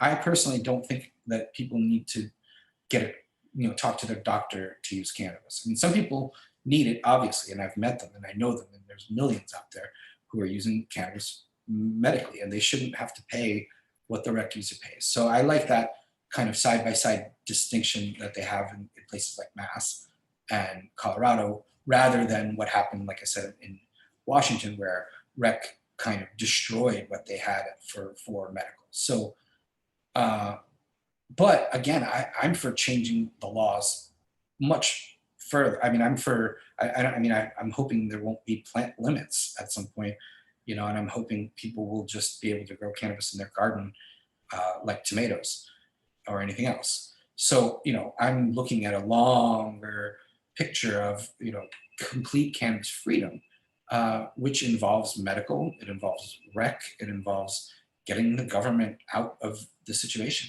It involves basically taking it off of any schedule, right? Because it's their Schedule 1 and their Schedule 2 and their Schedule 3. If there's any sort of conspiracy, right, by the pharmaceutical companies, it would be to reschedule, right? So instead of Schedule 1, you go to Schedule 2 or Schedule 3, and then they've got their hooks in it, right? Because then it becomes all sublingual tablets and patches that you put on and tinctures and things, and smoking a joint is still illegal, right? That's not a Schedule 2 or a Schedule 3 kind of thing. Flowers that you put into a rolling paper and ignite, that's not, no one's ever going to put that as medicine, right? But if you take it off the schedule entirely, because look, nicotine isn't on a schedule, sugar isn't on a schedule, caffeine isn't on a schedule. These are things that are more harmful than cannabis, right? All three. And yet they're not on any sort of schedule. And nor should cannabis be on a schedule. So if it's completely off the schedule, I think, in full federal legalization, then we don't really have to worry about the distinctions between rec and medical, and everyone's just a cannabis consumer. And if you're using it as medicine, that's great. And if you're using it to enhance, going to see an animated movie, that's great too. And I think ultimately that's the goal. And if rec gets us there, then great. Along the way, obviously there's all these hiccups and places where they're learning from their mistakes and then changing things. And ideally, you're making baby steps towards that future. But again, we've come a long way. You know, I couldn't have imagined 20 years ago that I could go into a store in my hometown and buy cannabis over the counter, and with the cops outside directing traffic. You know, so I think it's important, you know, and I think, you know, I certainly don't think that, you know, we should be fighting amongst ourselves over medical versus rec or anything. I mean, the bigger picture is so much bigger, and how we get there is important, and who controls it is important. But we do have to get there one way or the other. And so I, you know, I don't see it that way. Like I said, the conspiracy would be to change it to a different schedule, and then, you know, and they're in. I mean, pharmaceutical companies are in the cannabis business. I mean, don't let's not kid ourselves. This isn't something that's going to happen in the future. Bayer owns, you know, GW Pharmaceuticals. Bayer owns, you know, I don't want to get into this too deeply, but they're here. They're in the cannabis industry, and they loved it. I mean, think about it. Here's a plant where, you know, you can get the munchies from it, right? So you can have an appetite stimulant, or you can isolate one part of it, THCV or you know, one of these cannabinoids, and you can actually curb appetite and have an appetite suppressant. Here's something that works for epilepsy, and also works for, you know, AIDS wasting syndrome, and also works for you know, cancer treatment. I mean, you know, the possibilities for them are in the many billions of dollars, and they're not idiots. They know that. So, you know, they're here. They're part of the industry. I hate to break it to anybody. And certainly, it's not in their best interest for us to be growing our own flowers and smoking them out of, you know, paper and igniting them and all that. They want us to be using their products, and they're very powerful. You know, they have lots and lots and lots of money. So we're up against a lot, you know, but we're on the winning side. We're on the right side. And that's always brought me, you know, a lot of peace of mind, knowing, meeting the people who cannabis has saved their life, and knowing that ultimately, you know, we're on the right side and they're on the wrong side. And our parties are way better too. Way better. I hate to break it to you, but their parties suck. You know, these prohibitionist parties are just, man, super duper lame. So we're out here having fun, healing people with a healing flower, and breaking the stigma around this that has only existed, like I said, for 75 something years. So, you know, we're on the right side of history, and sometimes it takes longer to get to where you're going than you know, and we can see that with, you know, the civil rights situations, and we can see that with a lot of different situations. You know, the fight continues, but it's getting better. In any in particular cannabis event that stuck out in your mind like a diamond, that you're like, wow, that one just, shoo, that was the one? I mean, certainly we had a couple of cannabis cups in Denver that were just entirely out of control, with 40, 50,000 people shoulder to shoulder. You know, I think, you know, I want to say 2014, around that time.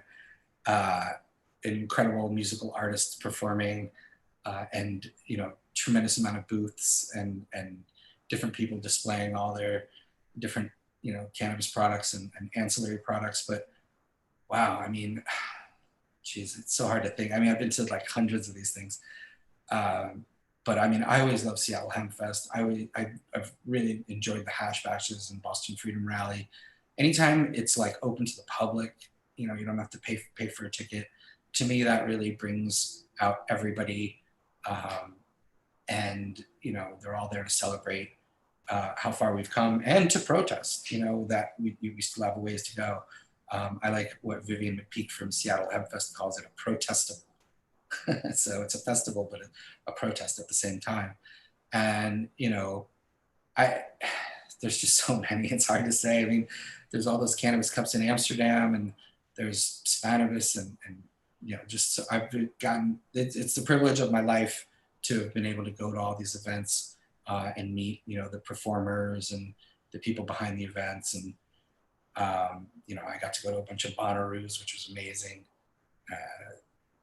You know, anytime many of these musical artists come to New York, typically High Times has an invite and a backstage pass. So I've gotten to meet so many of the musicians that I admire and comedians, and we all share this wonderful thing in common. And we're all such good people. I mean, that's the other thing you learn when you meet, lifelong cannabis people, is that they're, some of them are more quirky than others, obviously. But everybody's like got a good heart and soul. I mean, for the most part, of course, there's, duds in every group, but for the most part, people's hearts are in the right place. And they're fun people. They're great to hang out with, and they're open-minded, and they don't, they're not like the type that, litter, or, you know what I mean? Like, I don't know, they just take a little extra special care in their surroundings and who they surround themselves with. And again, like, if it's the one thing that stuck with me from Jack as well was, he said that if you replace nicotine, alcohol, pharmaceutical drugs, opiates, and even sugar in your life with cannabis, you will live at least an extra decade. And it really stuck with me when he said that, because I was like, in my 20s, kind of burning the candle on both ends. And I thought, that's hard to dispute. Like, that's the truth. You look at anybody who does any of those things to tremendous excess, and it has a really debilitating effect on them physically, mentally, and as people. And I find that, I meet old cannabis heads, old timers, and they're like young men, in their mind, in their body. They're younger people. And I think it's hard for me not to see cannabis as playing a role in that. And like, I mean, look at Tommy John. He's 82 years old. I mean, the guy works out, and like, he's right there. Like, he has not diminished in his humor and his spirit and who he is. I mean, look at Willie Nelson. He's even older than Tommy, and he's performing, he's enjoying his time in Hawaii. And he said if he kept drinking whiskey, he'd be dead, 100%. He was like, there's no way, he felt it. And, and he also said that cannabis helps him suppress his rage, because even though he's such a mellow, chill guy, he's got stuff that he's mad about. And like, just that alone, is just so, I think, special and important. And and those are two famous guys, right? But I meet a lot of non-famous people too. And it's the same, they're just, I hate to say they seem like better people, but they do. And cannabis played a role in making them a better person. It's hard to argue against that, even though it sounds so crazy when you say it. And so I think it makes you more compassionate and more understanding of, other people's, situations. And I don't know, there's something to be said for these plants and fungi and substances that's far more than just, hey, let's party, and I'm not against a good party. So there's nothing wrong with partying, but like, there's more to learn as well. You said at one point there that you talked about the binding power of cannabis. It's funny because there is a lot to be said about that. I mean, not necessarily at the cannabis events per se, but I mean, in real life, how many times have you ran across a butthead in your life that you're not really, he's not your favorite guy, but you'll still smoke that joint with him? Right. Yeah. No, it definitely, it bridges the divide. That's definitely something that it does. That's what I'm going to miss too, is like the social aspect of passing, joining around a circle. I think, I feel like at least for a long time, that's not going to happen unless we come up with a sterile way of doing that. And it's sad because, that communal aspect and that social aspect of sharing cannabis is important. And maybe we'll find a new way. I mean, I think the Jamaicans have an interesting thing that they do. They just roll a joint for everyone in the room, and you just smoke your own joint. And And then it's, It's cool, but it's still different. it's different. There's It's just different. something about that act of passing it, like Yeah. like it's an offering. You know what I mean? A Yeah. friendship. Yeah, exactly. And I think, and I think that's one of the reasons I always like joints as like a medium. People ask me what's your favorite way to consume. And I was never a big like bong pipe guy. I mean, I like rolling up a joint. I like the ritual of it and I like the sharing of it. I like putting it out and saving half of it for later sometimes if it's just me, and I like just sprinkling some hash inside of it sometimes. I like to admire it when it's a good one. When you Yeah. got that one smoke that you're just like, wow. You sit there almost after every hit, you like just like stare at that joint in between hits, like, wow.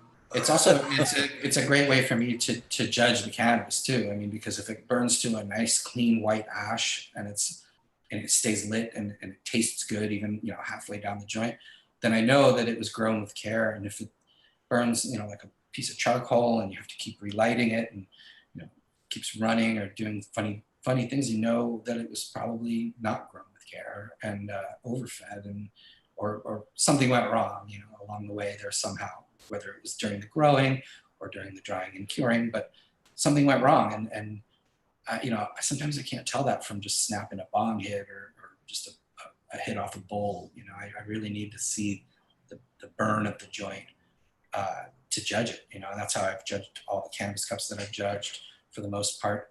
Um, yeah, I love, so it's something I'm going to miss for sure, that communal sharing aspect.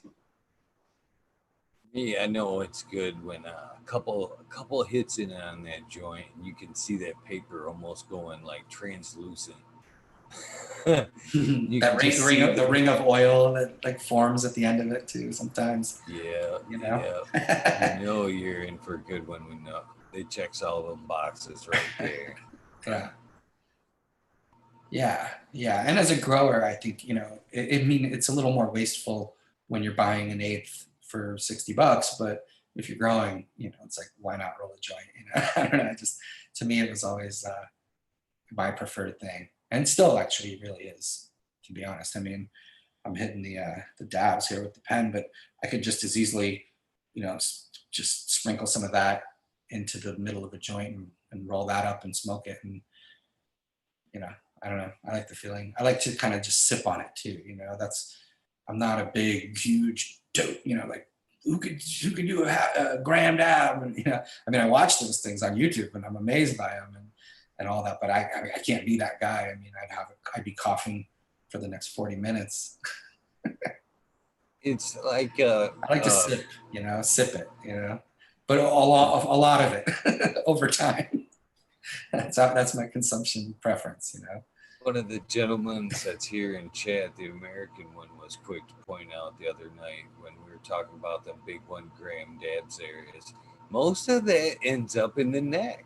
You know what I mean? They're not even smoking that whole gram. They're just like taking some of it and then, well, 3/4 of that gram is, as reclaimed. You know what I mean? They haven't really even burned it all off. They just wasted it in a hot dab. It's just, if you got it, I guess it just seems more wasteful than anything, I guess.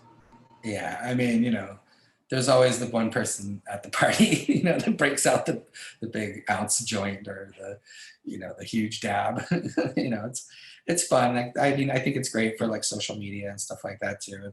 I don't, I might sound like super, you know, political and everything else, but I love to party with cannabis. I love to smoke it. I wake and bake, and like I enjoy it, and I enjoy the events that we do. Smoking with all the different people and tasting what they grew, and um, you know, it's about having fun. That's another thing that Dr. Lester Grinscomb talks about is, of course, there's the medical aspects. I mean, he wrote, the Forbidden Medicine, Cannabis, the Forbidden Medicine. Uh, but there's also just the enhancement of things, right? So just binging a show on Netflix is better when you're high. Lovemaking can sometimes be better when you're high. Taking a walk in the park, can be better when you're high. It enhances those experiences. And if it doesn't enhance them for you, then don't use it. But I mean, it's crazy that, you know, you would think that we belong in jail for enhancing our lives with cannabis. It's outrageous. And, you know, it's also racist. You know, I mean, this whole thing was born out of like hatred for Mexican and Black people. And so, you know, it falls along all the lines of things that are an outrage. You know, here in New York, 90% of the people arrested for cannabis are Black and Latino. 90%, but they only make up, you know, 30 or 40% of the population. So that shows you that there's something wrong. You know, certain people are being policed and certain people aren't, you know, and I'm lucky enough to be one of the people that's, you know, not as heavily policed on that situation, but hey, they don't, if they want to, if they catch you smoking, they don't care. You know, it's just certain neighborhoods that they're patrolling. And so, you know, the whole thing is, you know, it's an outrage, but we should still have fun. We should still celebrate and we should still enjoy it because that's what it does. It helps us to enjoy things and appreciate them. And, you know, ultimately at the end of the day, we only have one life to live and we should be allowed to enjoy it. How do you feel about, I guess you kind of touched on it right there. I never realized uh, going forth how important it was to, you know, start correcting some of the wrongs from the past that we, you know, has been done before us. And that one right there, the whole, you know, marijuana laws there in the word marijuana. Uh, Father Mike, who's a, you know, you've heard of Father Mike, I'm sure, from the YouTube community and everything. He's been on here, and he was quick to point out that that's one of them words that we should maybe uh, try to get away from. Just stick to the, you know, the original word of cannabis. I mean, just by using the word marijuana, we're still inflicting the fight. You know what I mean? We're pointing out that there's something bad, or was, you know, so at one time something associated with the plant being bad. So it's almost like calling it a four-letter word anymore. I think that he was right. We should be just sticking to cannabis, the word cannabis, and try to steer away from like terms like marijuana. What do you think? How do you feel on that? Yeah, I mean, I've heard this argument before, and I understand where it comes from. But as a writer and someone who writes about cannabis and marijuana and weed and all the different names that we have for it, I can appreciate there being, you know, multiple different ways to refer to it rather than just always saying cannabis.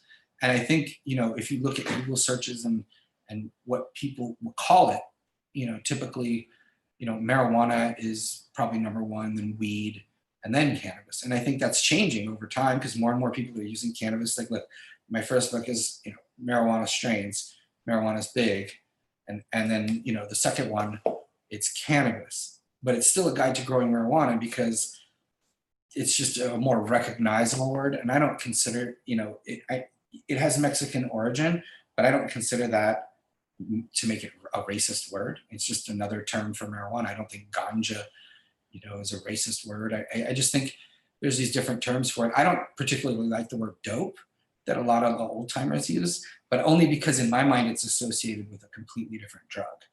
Uh, but I do know, you know, there's old timers that just say, "Oh, we're going to smoke some dope," and it's, you know, it's colloquial for them for when they, you know, were young. Uh, that's the one to me that I don't like is dope. Everything else I don't mind: grass, weed, ganja, you know, hippie lettuce. the, as a writer, you know, you can appreciate having different ways to refer to the thing. And then, you know, just in terms of people, you know, reading the word and knowing what you're talking about as well. But yeah, I agree that, you know, I try to use cannabis as often as possible because that's really the, you know, the technical term for it. And that's the best word we've got for it. But I don't use it exclusively. I just think that it's funny that, you know, so many things that they've said over the years about the plant has been, it's just incredibly wrong, incredibly wrong. You know, some of the stuff productivity, one.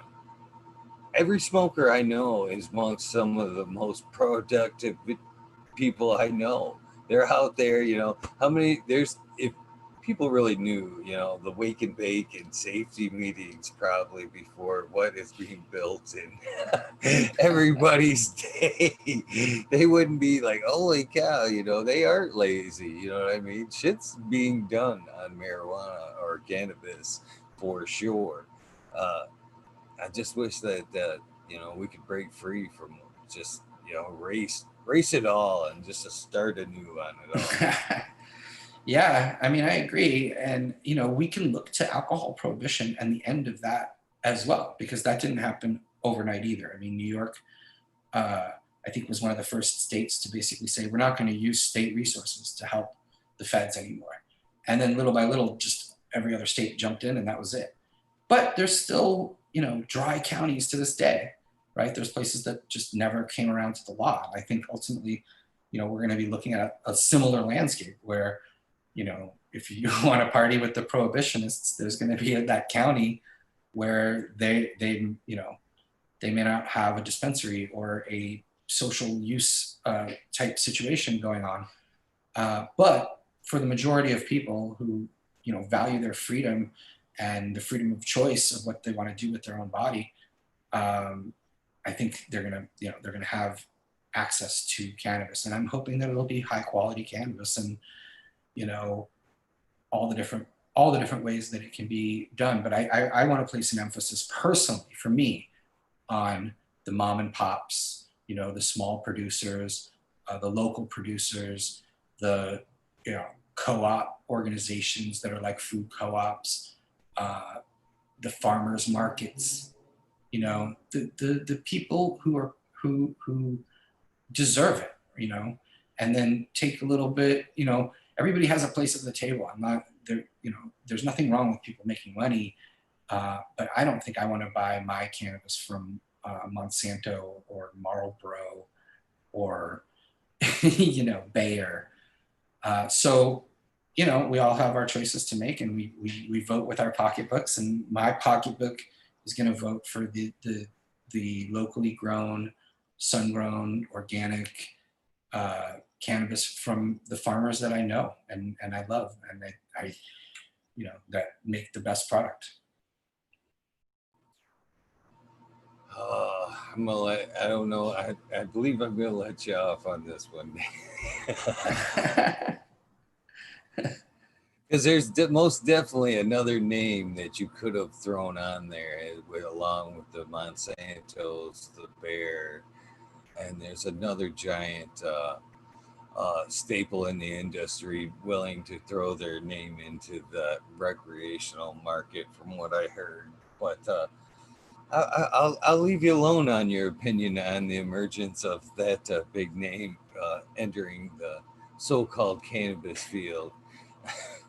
Yeah, I mean, I want to support the products that I love and the people that I love, and I think, like I said, you can there's room for everyone on the playground, but I know who I want to play with, and we're gonna be over here playing, and you guys can be over there doing whatever you're doing. but I'm hopeful for the future.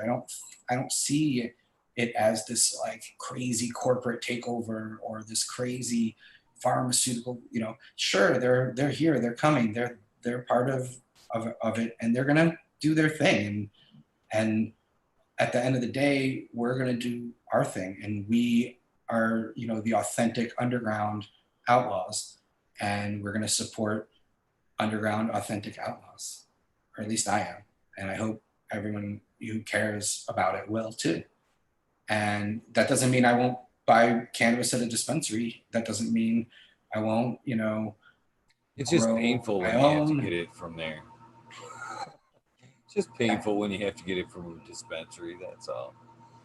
Yeah, I mean, the way I see it, like, if that's your only source, and then more power to you, and that's fine. But I'm probably going to seek out the highest quality product I can get for the best price that comes from someone who cared about growing it. I would hope that by this point, you should not have to do that. I should hope. I should hope by this point, amongst all your travels, you should have some be able a nice little book of people you can call in your travels that would keep you out of any kind of store other than, just to go in and say hello. You Yeah, I shouldn't be mean, having to storm in and trying to buy anything. I wouldn't think it's anyway.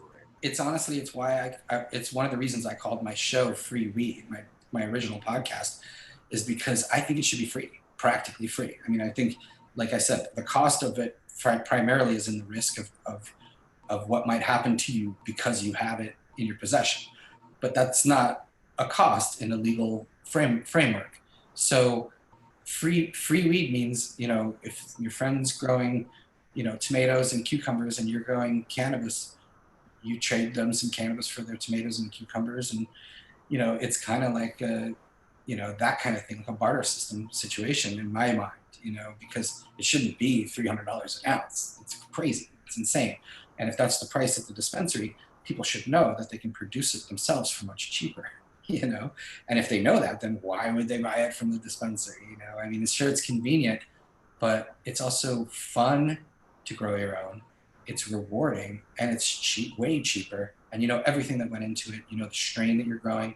The nutrients that were used. Whether there was pesticides applied, and you put your love into it, and it's giving you your love right back to you. I mean, I don't know. To me, it's a no-brainer. It's like buy it at a store or create it out of thin air. To me, it's like, why would I buy it at a store at that point when the stuff I create out of thin air is better and cheaper and cleaner and makes me feel amazing. So yeah, that's where I'm at.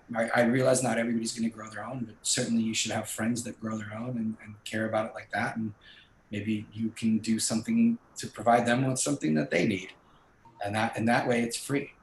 It's something that you just share out of your garden, out of, an abundance. I mean, it is technically pretty much free to grow. So yeah, I mean, that's why, and it also, of course, free weed is like a statement to say, like, let's free the weed. So I love the double entendre, and I loved being able to say, like, oh well, it's not actually free weed. You have to actually learn to grow it, and there's more to it than that. But I felt like it was a great way to draw people in. Free weed. Who doesn't want that? Right out. But that was the reason. And everybody's always asking me, how do I get into the cannabis industry? How do I get into the cannabis industry? I'm telling them, get out of the cannabis industry. What do you want to be in the cannabis industry for?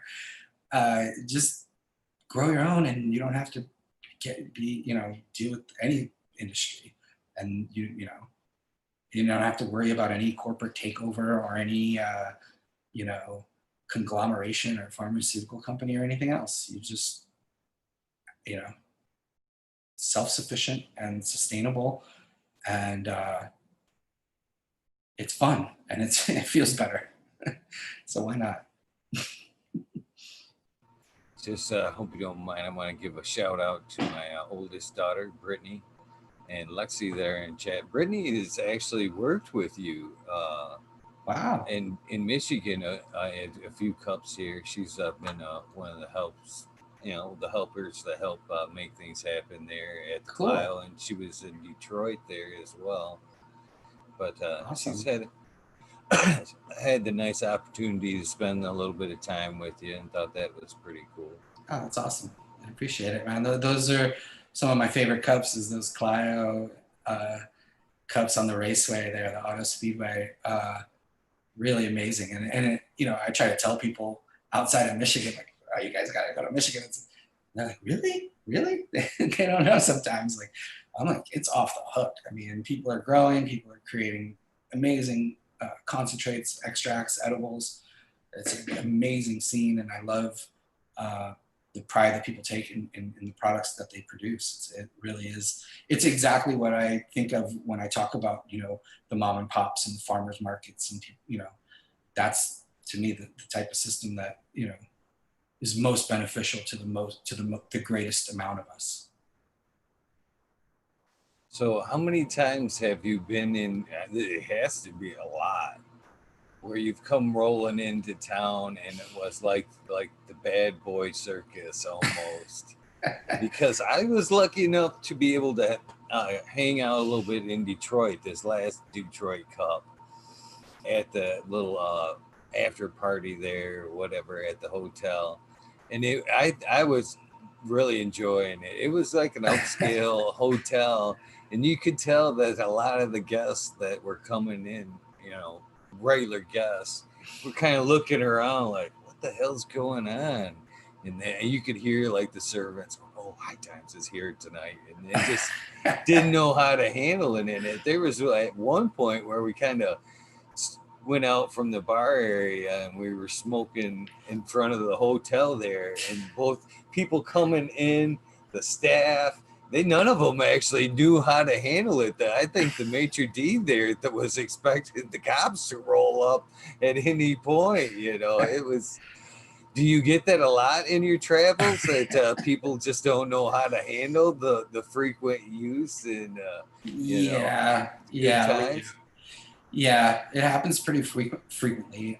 What we try to do is, let them know, hopefully at least a little bit in advance. And we've had hotels that have complied and created areas in the parking lot for us with tents and stuff, and they bring drinks and food out there. Because we try to tell them like it's almost impossible to contain. People are just going to be um, consuming, and we don't want them to, especially if there's families in the hotel and stuff. We want to be respectful of people. I don't want, I don't, well, sorry. No worries. Yeah, I don't like to, I have a family of my own. I don't want to disrupt someone's, vacation or trip to the hotel. So we want to be respectful and, find a place to consume cannabis.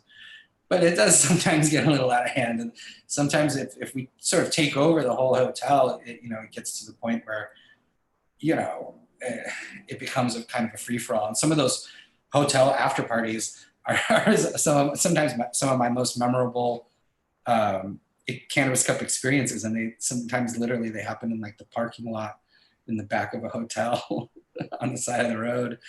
But that's when the staff and the crew that puts it all together all sort of unwind, because we're working all day. I mean, I'm running around smoking cannabis with people, so it's not really work. But there's people that are working, right? There's the people who are building the booths and putting everything up and taking everything down, and organizing everything and riding around on carts and making sure. It's a tremendous amount of work that goes into it, and the crew is amazing.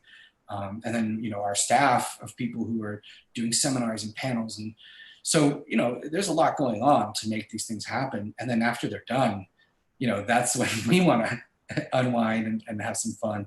So some of those hotel parking lot parties are very memorable and lots of fun. And also, like you said, kind of almost like, it's the after party. It's like the few people that made it through the day and are still standing after all the dabs and joints and everything. That's fun. There's something to be said about that too.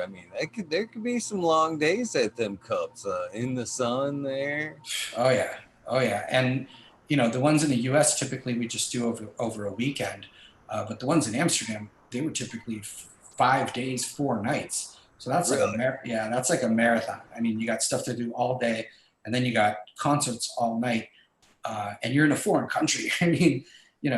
Just getting there takes 10 hours, and then it's a completely different time zone, and you hit the ground running. You just got to work and get your stuff done and have fun, and but it's a marathon and not a sprint. You got to really pace yourself on those type of events. I teach anyone that comes in and it's their first cup and they're working, I sit them down and tell them, listen, you're going to want to go hard, but just pace yourself, because it's an all day, all night thing. And, you want to be there at the end of it. We've had people take edibles and just lose a whole day of the cup, like they just go missing in action. I've had that. I've been there, and I've had a nephew actually have that happen too, man. I gave him a cookie, and he's like, I didn't even think nothing about it. And he's just like, I'm like, you ever ate any edibles before? And he's like, nope, this is the first one. I'm like, oh I seen him about an hour later, and he was just feeling it. He was having a good time. He toughed it out.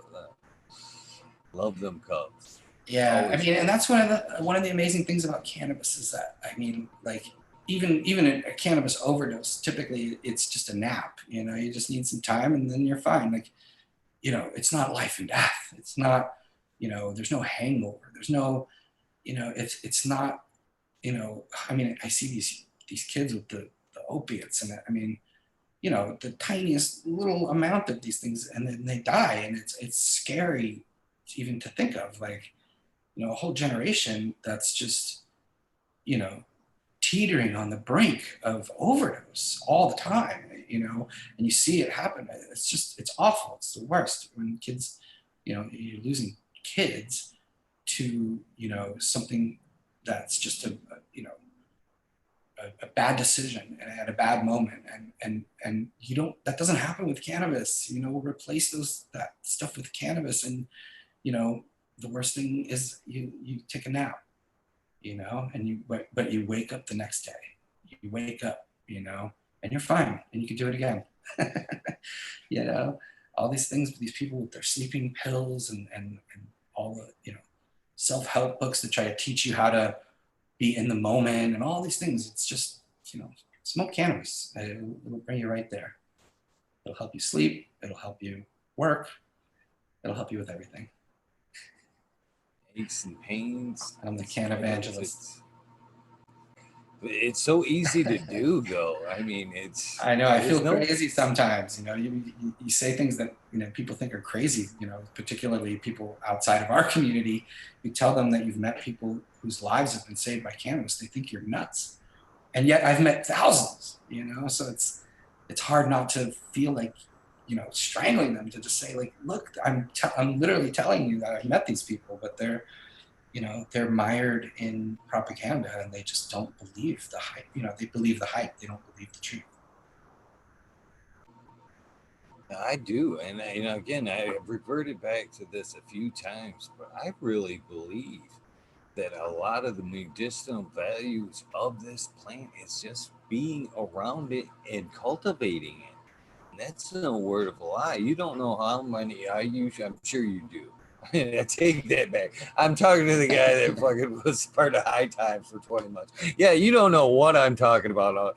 Yeah, I'm sure you do. All the growers that I talk to, we talk about the medicinal effects and whatnot, but it always boils down to, and including myself, we could have some of the worst days in the world, and it comes time to walk into your garden and take your work with your plants, and it's like, the plant's known from like uptaking bad things out of the soil and making it new.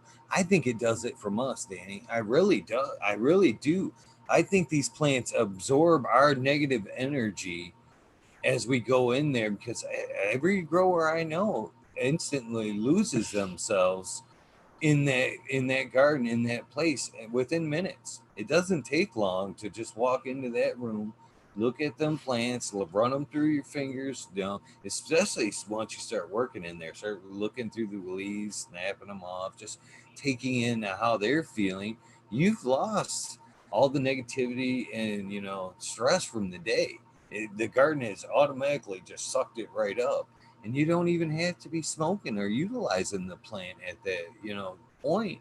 It's already working on you before then even better, once you've spent a little time in there and you take a break and you almost sadly cannibalize the plant right in front of it. But it don't say nothing. It knows that's what it's for. And but it just Yeah. keeps on going from the time it sprouts that seed to the time you work it to the time you pass it to when you're helping your patients with it, you're helping yourself with it. And there's so many, I mean, so many things that can be done with it once it pops out of that earth. I mean, industrial aspects, medical benefits, and then, like I said, talking about it, being around other people, being with other people and talking about it has its, you know, uh, effects, therapeutical effects Yeah. in itself. It's really endless, the giving power of this plant, and like, nothing else like it. There really isn't. Yeah, no, you're right. It's truly therapeutic, and like another phenomenon is the more of it that you give away, the more of it that comes back to you in a weird way. I noticed this with the Oregon Medical Cannabis Cafe, world famous cafe that my friend Madeline Martinez used to run in Oregon. And it was basically run on donations of cannabis. So basically, it was a group of people that would be hanging out, and a grower would come in and they'd ring the bell, and the grower, because the grower had donated, a quarter pound of their harvest to the cafe. And she'd start the day with, a quarter pound or a pound of cannabis, and she'd end the day with people smoking all day, by the way, all day, pool table, having fun, comedy shows, wonderful, amazing place to hang out. At the end of the day, she's got 3 pounds. I'm like, how did this happen? She says, people love this place and they love to donate. And they come here and they give their cannabis because they want to see people enjoying it and they want to be part of it. And so, I don't know. I thought that was like a brilliant thing. Is you just wouldn't even see how it all happened. You just hear the bell ringing a couple times, ding, ding, ding, ding, ding, ding. And then by the end, she had more than what she started the day with. I thought it was beautiful and brilliant. And to me, that's a higher concept than making it rich in the cannabis biz, like as if it was just like cell phones or widgets or something. This is the thing that we love. This is the thing that we cherish and we dedicate our lives to, and we celebrate, and we want it, we want the quality of it to reflect, us. And so, like you said, it's therapeutic to create it. And, that's been my mission, for years, and will continue to be my mission, is to convince people to take the plunge, dive in and grow their own. Where have been some of your favorite cannabis views? I mean, you've traveled all over. Have you been able to stand? I'm sure you've been able to stand on more than one mountain or hillside and be able to look down at amazing Oh yeah. cannabis fields. Which stand in mind? Well, I mean, originally I think Vancouver Island was the first place that really blew my mind, uh, because I went around with a few different growers and breeders on a few different trips to the island early on, in the early 2000s. Uh, and back here in New York, we considered a 16 light garden was a huge garden. I mean, that was massive. Uh, but that was the first time that I would started seeing industrial sized gardens that were still 100% illegal. I mean, this was like still the underground, but there was 100 lights, just grows. There was huge outdoor grows, guerrilla grows that people were doing, and it felt like everyone on the island was a part of it. You know what I mean? Like everyone you met was in the business. There was grow stores everywhere. Everyone, it felt like that was just a major part of the region. And I think Northern California also in the same way, but the gardens were smaller at the time. It was still very much, hidden in NorCal, where it almost felt like in Vancouver Island in British Columbia, that it was just an open secret. Like, it felt like even the cops were in on it in a way, because it was just such a major part of the culture and the economy, you know. So that was pretty mind blowing. But then since then, I mean, I've gotten to see, a huge, almost 1 million square foot Canadian facility in Edmonton a couple of years ago, uh, with robots basically growing all the plants. We're talking about 875,000 square foot grow facility attached to the airport. That we took a helicopter over to see the size of it. That's how big it was. And then some of the greatest gardens I've seen have just been like what's behind you in the picture, a tent and a few lights and some beautiful hand-fed plants of the highest quality. And so much goes down to pheno hunting and finding the actual strain you want to grow, and the version of the strain that you want to continue to grow over and over, if that's your thing. And so there's a lot to growing aside from just growing plants. And a lot of it has to do with being able to select, which plants to keep growing in the future. And so it's like a never ending thing that, that you just keep learning from and improving upon.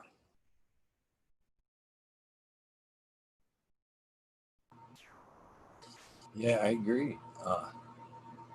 Just was checking out chat here. I caught your name here. Right last one, talking about the hash bash. Yeah, great event. Yeah, And that's been going for, almost 50 years now, which is just, phenomenal. I was Michigan has such a rich history of cannabis law reform, hash bash being a major part of it, and the laws changing in Ann Arbor on the campus there. John Sinclair, such a legend from Michigan. I don't know, there's a lot of amazing people working really hard to help with cannabis in Michigan. And shout out to all them. Chuck Green, Rick Thompson. I was glad to see that even though this, bad time that we couldn't have the event, that they still at least made the information available digitally, in that format. Yeah, I got to participate in that one as well, which was fun, but certainly not the same as being on the Diag or going to the fair. That's a uniquely, Ann Arbor type experience that I got to have a couple times, and it's just it's due to the people who are willing to, put their neck on the line and do the work, and Adam Brook and Jamie Lowell and so many people involved in Michigan legalization movement.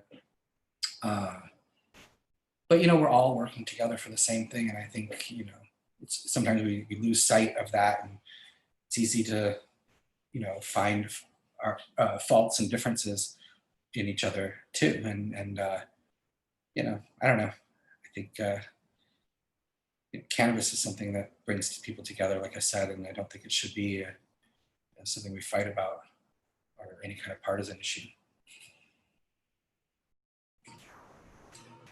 So how's this been so far? I know I got a couple questions for you. First of all, I guess I want to know your take on the as a somebody that's in the business, and in my opinion, well up there, very respectable. You know what I mean? When I approached you, I definitely tried to watch, be as respectful as I could. But I was, how is the name? How is the title of the show? Is it off-putting for somebody on your side? I mean, did you look Title at of it your and show? go, yeah, yeah? Did you was it something like, oh, I don't want no part of that? Because there's been times I've wondered if there's been not necessarily not from you but other folks, when I've set out that invitation and there's been like, okay, a little bit of banner there, and then I kind of like throw that link to, and it's got the whole fucking talking shit with Eagle on it.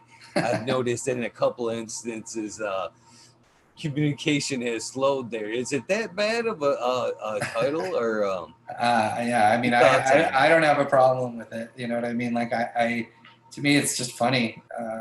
It's a funny title.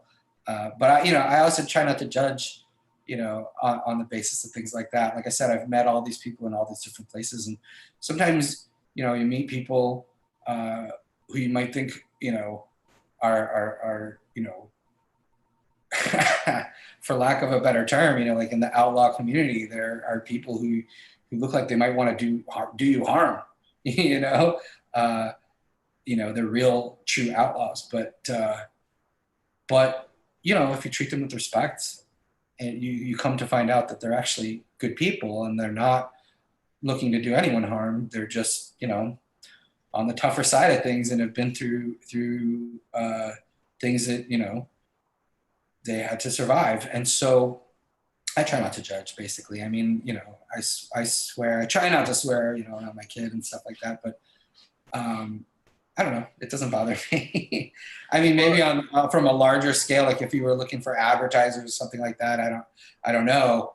But if it's just to talk to people, then I think it's funny. I think it's, I'm glad I because mean, I'm always those as a show at first it was something that I threw it out there that I kind of meant it to be like a little I wanted to catch the ear a little bit, kind of like the free like you've done with the free weed. uh yeah. And and mine is, and my new one is grow bud yourself, which basically is like go fuck yourself. I mean, in a way, right? I mean, that's the way I try to pronounce it. You know, like go bud yourself. You know, so again, that's, it's skirting the line there a little bit, but I did kind of mean it in that Brooklyn, kind of way. Go bud yourself.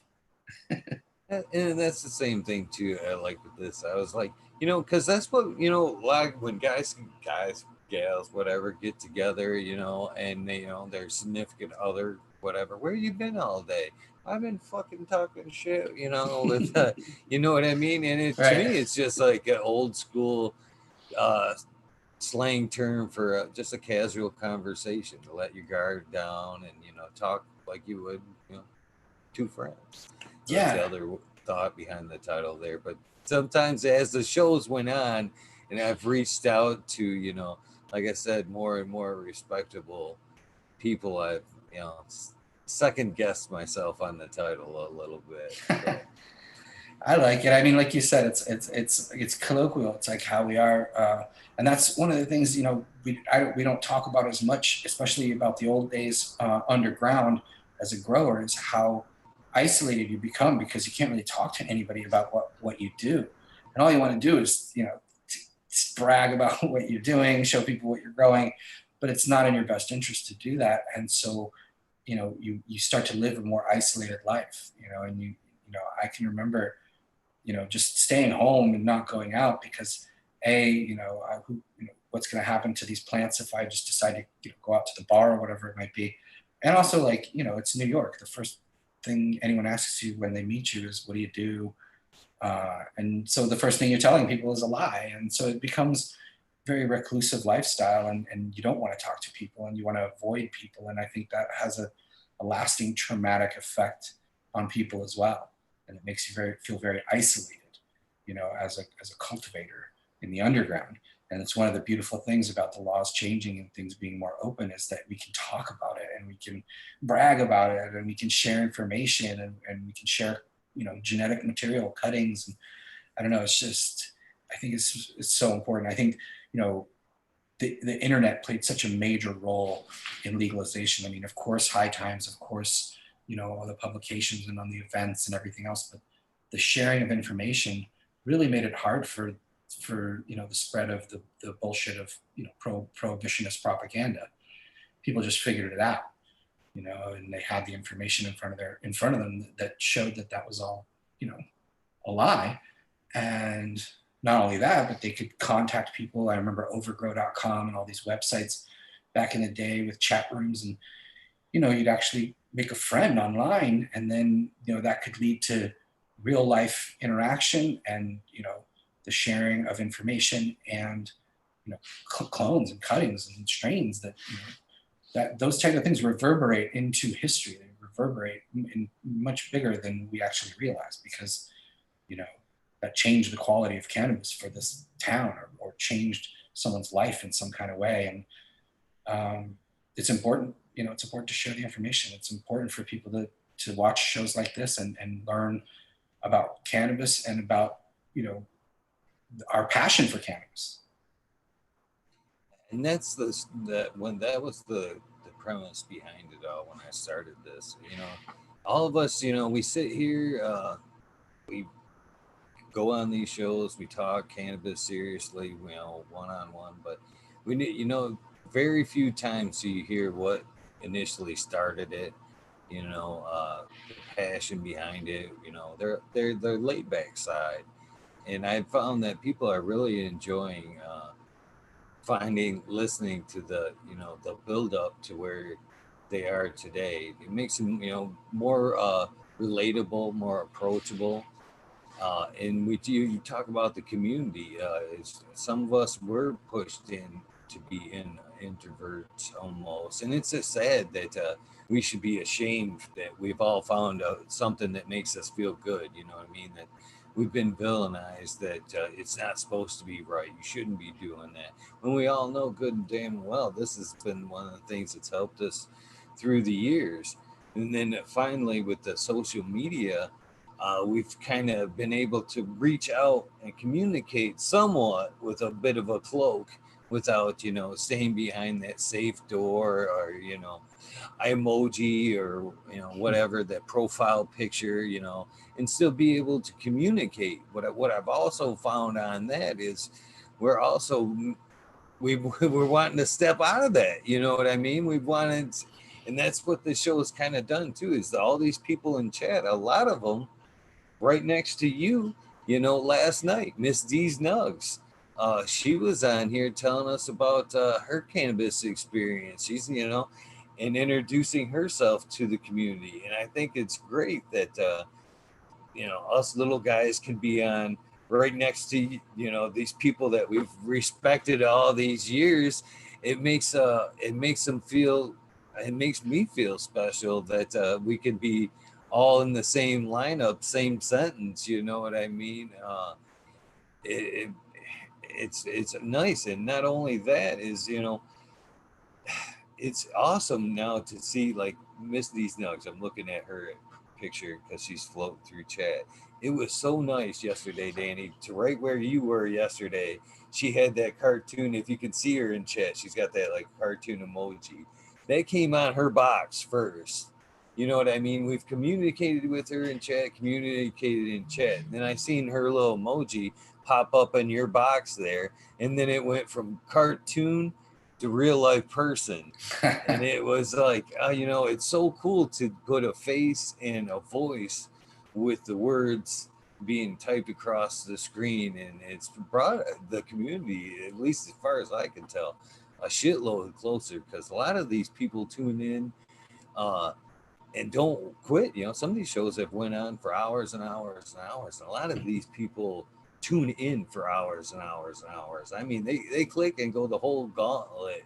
And and it's not nothing because of what I'm doing. It's because they've met each other, and this is just their hour. There's been times where I've been on like 3 or 4 o'clock in the morning. Went down a serious rabbit hole. We're not even talking about cannabis anymore. And I look over at the chat, and the chat's just, they're totally on another subject, bonding with each other. And I think it's just, that, they like to come, and this is just a place for them to hang out and communicate with each other. And Yeah, it's it's a an awesome community, thing. right? It's a cannabis community. And that's what we lacked in the past. We had to hide in the underground. And it is nice to, be able to come out of the shadows and into the light. That's the slogan for Harborside Dispensary, Steve D'Angelo in Oakland in the Bay Area. It's out of the shadows into the light. You know what I mean? Like, there's no reason we should hide. There's no reason we should be ashamed of ourselves or allow this false stigma to stick to us. It's false. It's not who we are. We're not losers. We're not dirtbags. We're not degenerates. We're cannabis consumers, and we want to be treated like customers and not like criminals. That's the thought that I had. To take it back to Amsterdam, that first trip, I do remember sitting in a coffee shop, ordering a cannabis from a menu, sitting down and rolling up a joint, having a cup of coffee, and smoking a joint, and watching the bikes go by outside, and just thinking, like, how civilized is this? What's wrong with this? This is the way it should be, and this is the way it should be back home and everywhere. And there's no reason why it shouldn't. Literally, there's nothing wrong. And all the cannabis events I've been to, there's never been hardly any act of violence. I mean, never anything bad. The occasional, vendor dispute with another vendor or something usually gets handled and without any kind of violence. And the amount of security that you have to hire where you have a beer festival, where or something, it's crazy. People are fighting and bumping into each other. I mean, you bump into someone at the cannabis cup, it's, excuse me, pardon me, no, go ahead, no, you go ahead. It's like you don't even know the person, but you just you're chill and you're mellow and you're just enjoying, the cannabis and the day and the people. And I think the more, that the regular world sees us for who we are, the quicker the house of cards that is cannabis prohibition will fall to the ground. The last few cards that are standing, to be honest. I mean, at this point, like I said, it's hard to find people against it, at least in most places. And then obviously, different places are in different stages of changing, but we're all changing for the better, I believe, at this point. I can think of a few examples, maybe exceptions to that rule, but I think cannabis laws and policies are changing for the better worldwide, and will continue to do so as the rest of the world sees us for who we are, which is regular people just like them. Right on.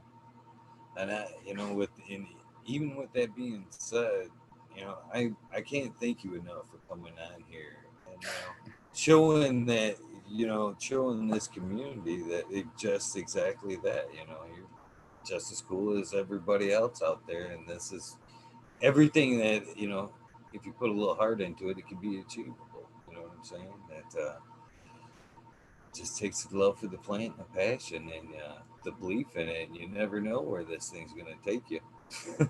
Yeah. I mean, I never could have predicted any of this. There was no plan. I mean, I wanted to get my foot in the door. I wanted to work for High Times, but I didn't have some grand plan for my future. I just wanted to, celebrate the plant, teach people about it, and I had a deadline every month, and I, turned in an article, and I traveled and did what I had to do to be in the lane that I wanted to be in, and over a period of time, I guess that became a legacy or a something that I leave behind. And I think everybody has their role to play in the world, and that if that's mine, then I'm proud of it. And like I said, aside from family and my friends, cannabis is the next most important thing to me in life. And so I I'm happy that it gives back what I've put in and then some. I mean, way more than I've actually put in, because again, there was no plan. This was all just, I want to work for this company because I believe in the cause, and I believe in the subject matter.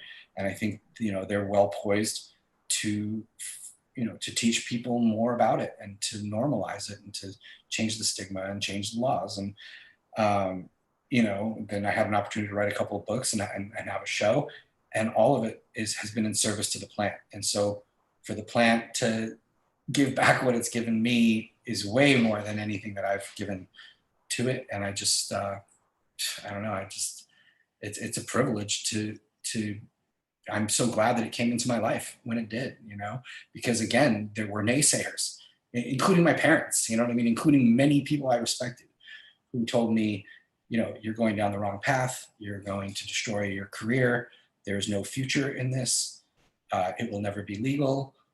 There was any number of people in my life and outside of my life that would lead you to believe that. But if you're really truly passionate about something, you got to fight for it, and you got to make the change. And I'm just lucky that there was a lot of other people who agreed with me, because I couldn't have done anything without, thousands and thousands of other people fighting and doing the same or more, before me and after, and so there's a lot of people who fought for it. And but it's not about people, it's about the plant, and we are in service to the plant. So I'm not trying to deflect, praise, or I truly appreciate it, and it's amazing. It's awesome.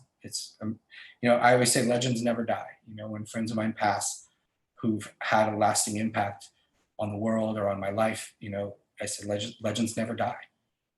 So to even be considered a peer of people I consider legends, like the people that fought and died for the cannabis plant and stuff.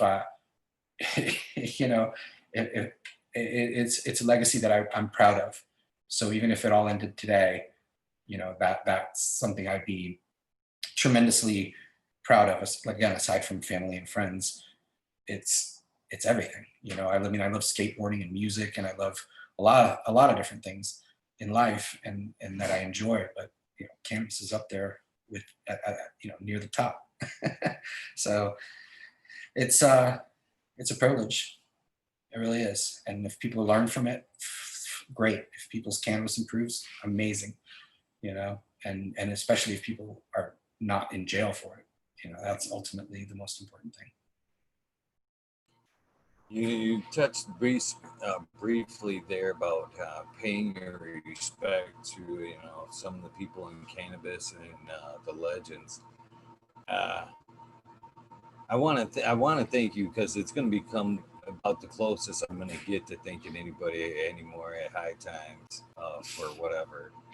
But I appreciate you for giving a nod out to a close friend, and I think he's a legend, and other people do as well. But Sub, when he passed this year, you did put something out on your page, and High Times, gave a nod to him, and I appreciate that because, as all of us know, there was no real good way to say goodbye. There was no memorial or nothing. So it was little instances like that, and the Grow Tube this last weekend that have kind of tipped their hat to him. So I just want to say, as a close friend of Subs, thank you for tipping the hat and making that acknowledgement to what I thought he was a great man. You knew Sub too, and Yeah. that Sub Cool off air and Sub Cool on air were completely different people. So Yeah. I just No, wanted to appreciate. he was an amazing friend, amazing grower, great confidant, a person that I've knew for many years.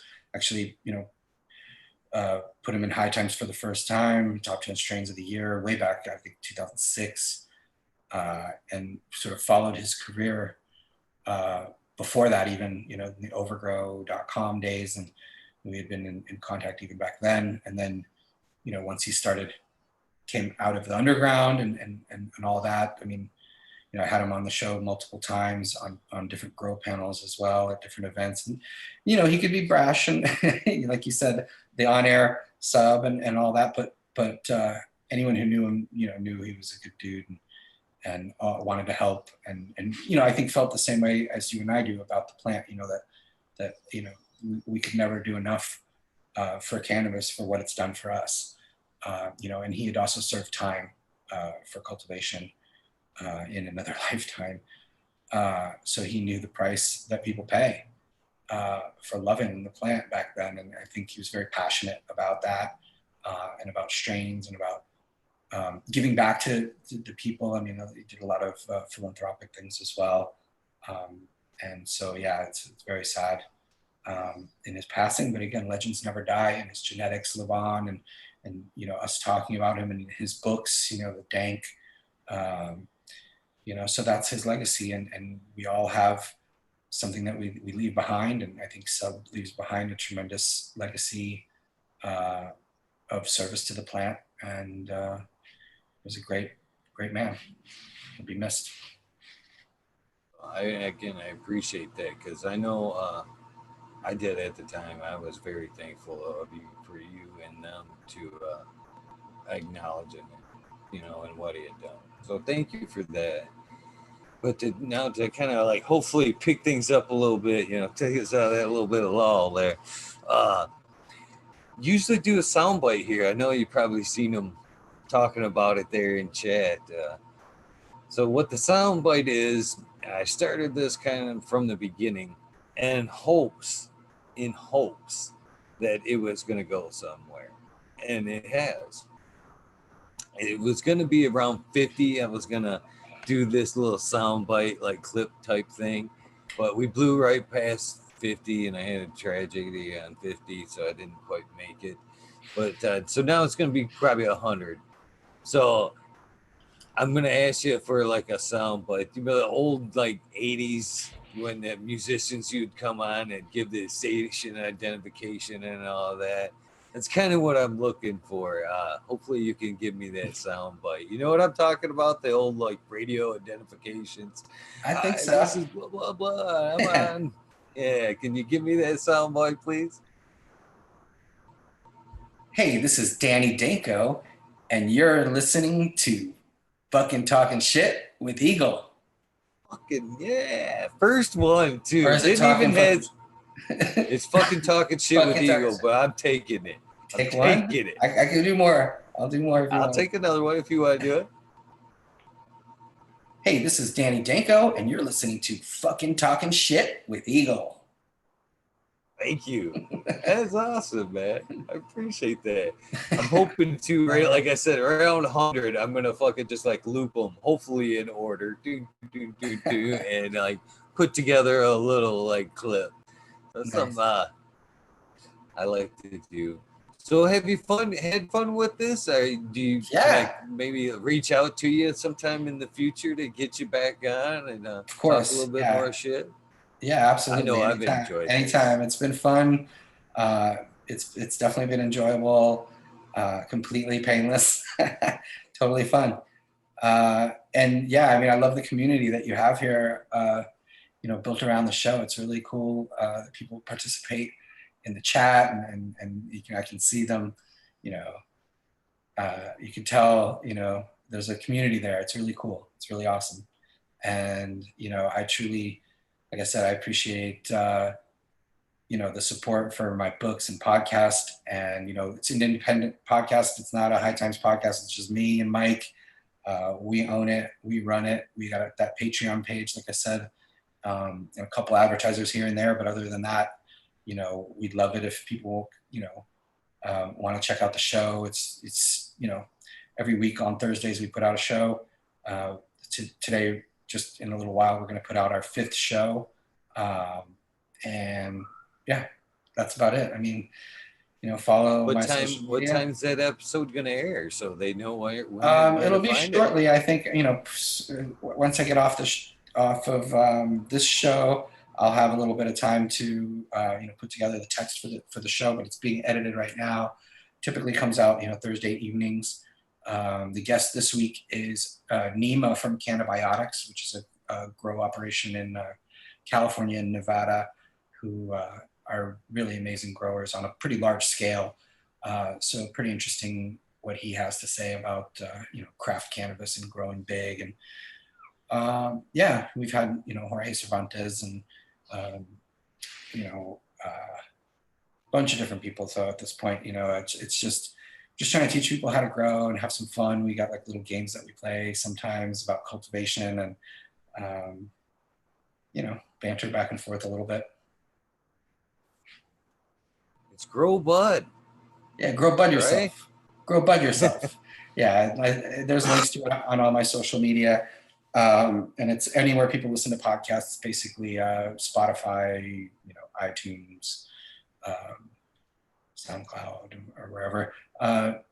And we're looking to do YouTube as well sometime in the near future. We've got a couple of videos of exclusive content on that Patreon page, but we're still sort of working out the kinks of getting it all integrated with YouTube and video and everything. But we have a blast, and hopefully, people learn something about cultivation and cannabis, and do giveaways too. So there's products that you can get, and that's what we're doing now. Because again, like I said, we're independent and just trying to figure out, during this whole pandemic, how to get the information out there to people. I think there's a lot of people interested in home grow right now because they're stuck at home, and I think they're interested in home grow for cannabis, but I think they're also interested in fruits and vegetables and microgreens and all kinds of things. And I think there's not to make a pun, but there's a budding market for information and products for people to grow their own, and it's one of the the industries or whatever I think that's going to come out of this stronger than before. You're absolutely right. Green 13 is a UK grower who was on the show the other night, and he sidelined me there for a second. I didn't know what was coming next. He was like, "Marijuana is a gateway," and I'm thinking, "Oh no, here we go. We're going to." And he looks right at me, and he's like, "No, marijuana is a gateway to horticulture." Because now I don't just grow marijuana; I am growing vegetables and flowers, It's true. and like 100% true. I mean, I learned so much about, plants from cannabis, and yeah, now I grow my own blueberries and raspberries, and yeah, I mean everything. We've got ornamental flowers and orchids, and I love houseplants. Um, and I don't think I would be as interested in them if I hadn't had the whole cannabis experience of cultivation. And that brings you closer to the earth and plants and the fungus that we talked about, and the mycelia. And when it just helps you to understand your connection to the planet, and how, the beauty of nature in all of its forms. I mean, it's phenomenal and fantastic that we have what we have in abundance on this planet. And but a lot of it, is a responsibility to protect it as well. Topsoil isn't a renewable resource. You have to improve your soil and have a living soil with worms and beneficial insects and bacteria and mycelia and everything, working in conjunction to improve year after year, and use less and less nutrients and bottled salts and all that.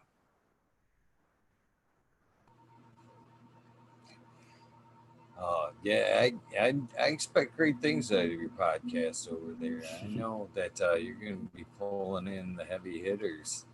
You got Yeah, I mean, access to a like I bunch of said, people that well, wouldn't there's the even talk to five. me. No, I think, you'd be surprised. You'd be surprised. People are looking, I mean, I don't know. I think, yeah, don't sell yourself short, man. Reach out to people because, especially now, people got a lot of time and they want to share info, and everyone's looking to promote what they're doing as well. I mean, um, you know, it's a community, and being able to reach a community is incredible. I think, there's those shows that we put out recently, but we also have the old archive of 103 free weed episodes as well, including Sub Cool on several of those, and other people who we've lost along the way, and a lot of great information, and people from the political side, people from uh, you know comedians and musicians and artists of all different stripes, as well as all the big famous cultivators and seed breeders, and cup winners and all that. I mean, so one of the great pleasures of my life that we didn't talk about is handing someone their cannabis cup on stage. It's like such a thrill. It's an electric feeling when somebody wins an award for the first time, and they've been told, oh, it's fixed, or they've been told you'll never win, whatever it might be, and then boom, they brought the fire and they won the award. And they're in shock a lot of times, or they're sobbing and shaking, and you just know it's going to change their life, and you see it. I've seen it over the years change people's lives. Particularly the ones that know how to handle it and what to do in that situation.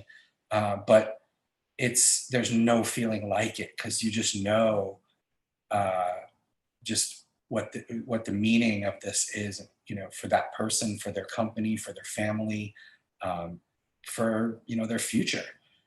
So it is a thrill every time you get to announce the winner of a cannabis cup and then have them come up on stage and accept it.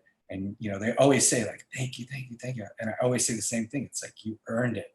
Don't let anybody tell you any different. You earned this, and cherish it and enjoy it.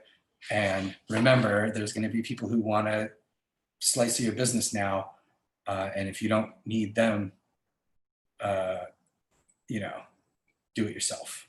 Because I've seen a lot of those partnerships and things where people come in and, they got the money or whatever, and then basically they take over your company or whatever it might be. So that's typically my advice to people is, these money people need you more than you need them, because money, you can make money, you can borrow money, you can have people you trust and love invest in what you're doing.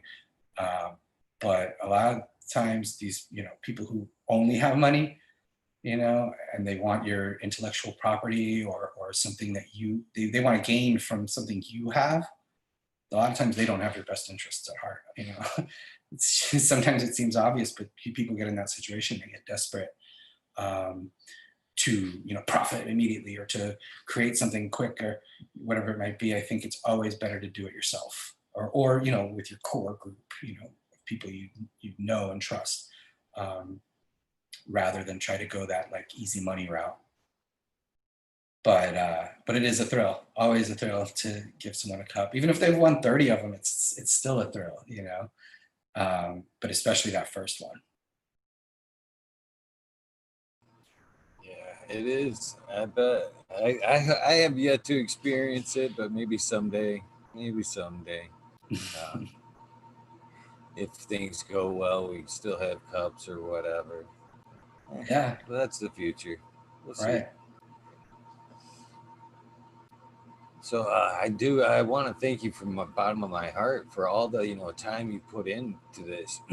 You graciously shake it off like it's nothing, but there's a lot. Like you just barely scratch the surface of the time spent, the long hours in the offices putting together and gathering information to put out there for us, to traveling to get back and forth dangerously to these locations, to just even traveling to set up cups and stuff like that, to current putting out your podcast that you're working on now.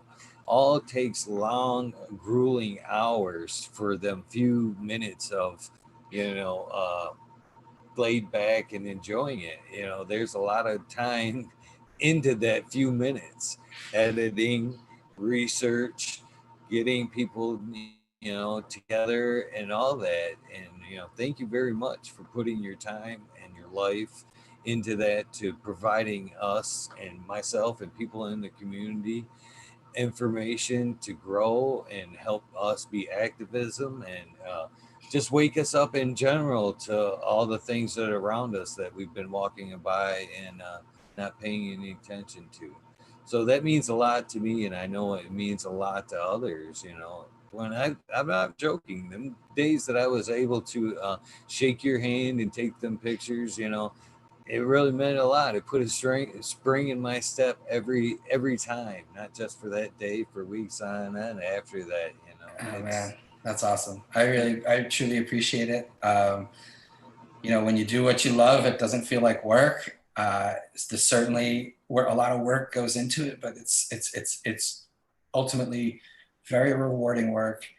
And I wouldn't want to have any other job, really. I don't think, uh, it's to me, it's just so enjoyable to know that people are, reading my words and heeding my advice.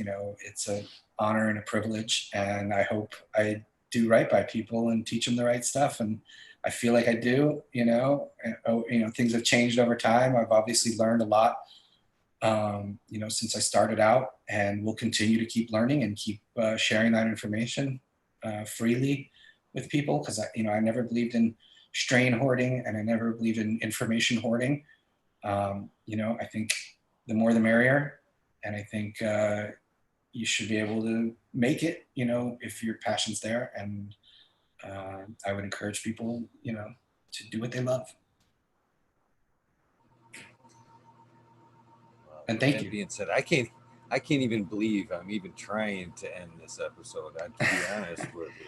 I'm happy to come on anytime. And, like I said, uh, this has been enjoyable for me. I love like reading the comments and seeing some people, even some names that I recognize, from other, chat sections or different social media and stuff like that. And, I feel like you got a really cool crew here, and it's a pleasure and honor to be a part of it.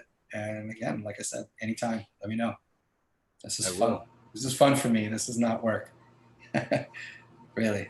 I, I mean, I'm glad. I get to do a dab, After this, I'm gonna roll a little joint with my raw papers. They don't pay me for that. Yeah. And, it's a pleasure. Thanks for having me. And I hope people enjoyed it. Oh, I'm sure they did. I know they did. I know they did. They've been looking forward to this. If you remember, I know you do. There's been times where they've asked you on your page to come out. I couldn't believe it. They outright went on your page and asked you to come on. That's how Yeah, bad they man. wanted you to come on. Yeah, I I said, just couldn't tell me a believe that. time, give me a time, and if it works for my schedule, I'll do it. And yeah. I actually went on that night, Danny, and was like, leave that poor man alone. I want him on. No, I appreciate it. It shows their passion. It really shows their passion, and it shows that they're interested, and that's really cool. You know what I mean? Like, I think it's great, and I think especially because, like you said, there's people from all over the world. You know what I mean? And they have this connection to the plant, and that gives them a connection to each other. And there's nothing greater. That's all we want in life is a connection with people, and cannabis is such a great connector. That like those of us who truly love it and are passionate, we just preach the word of cannabis, and we're the can evangelists, I guess. And I think, like I said, it just brings people together, and you've clearly brought these awesome people together. So I appreciate it, and thank you for having me.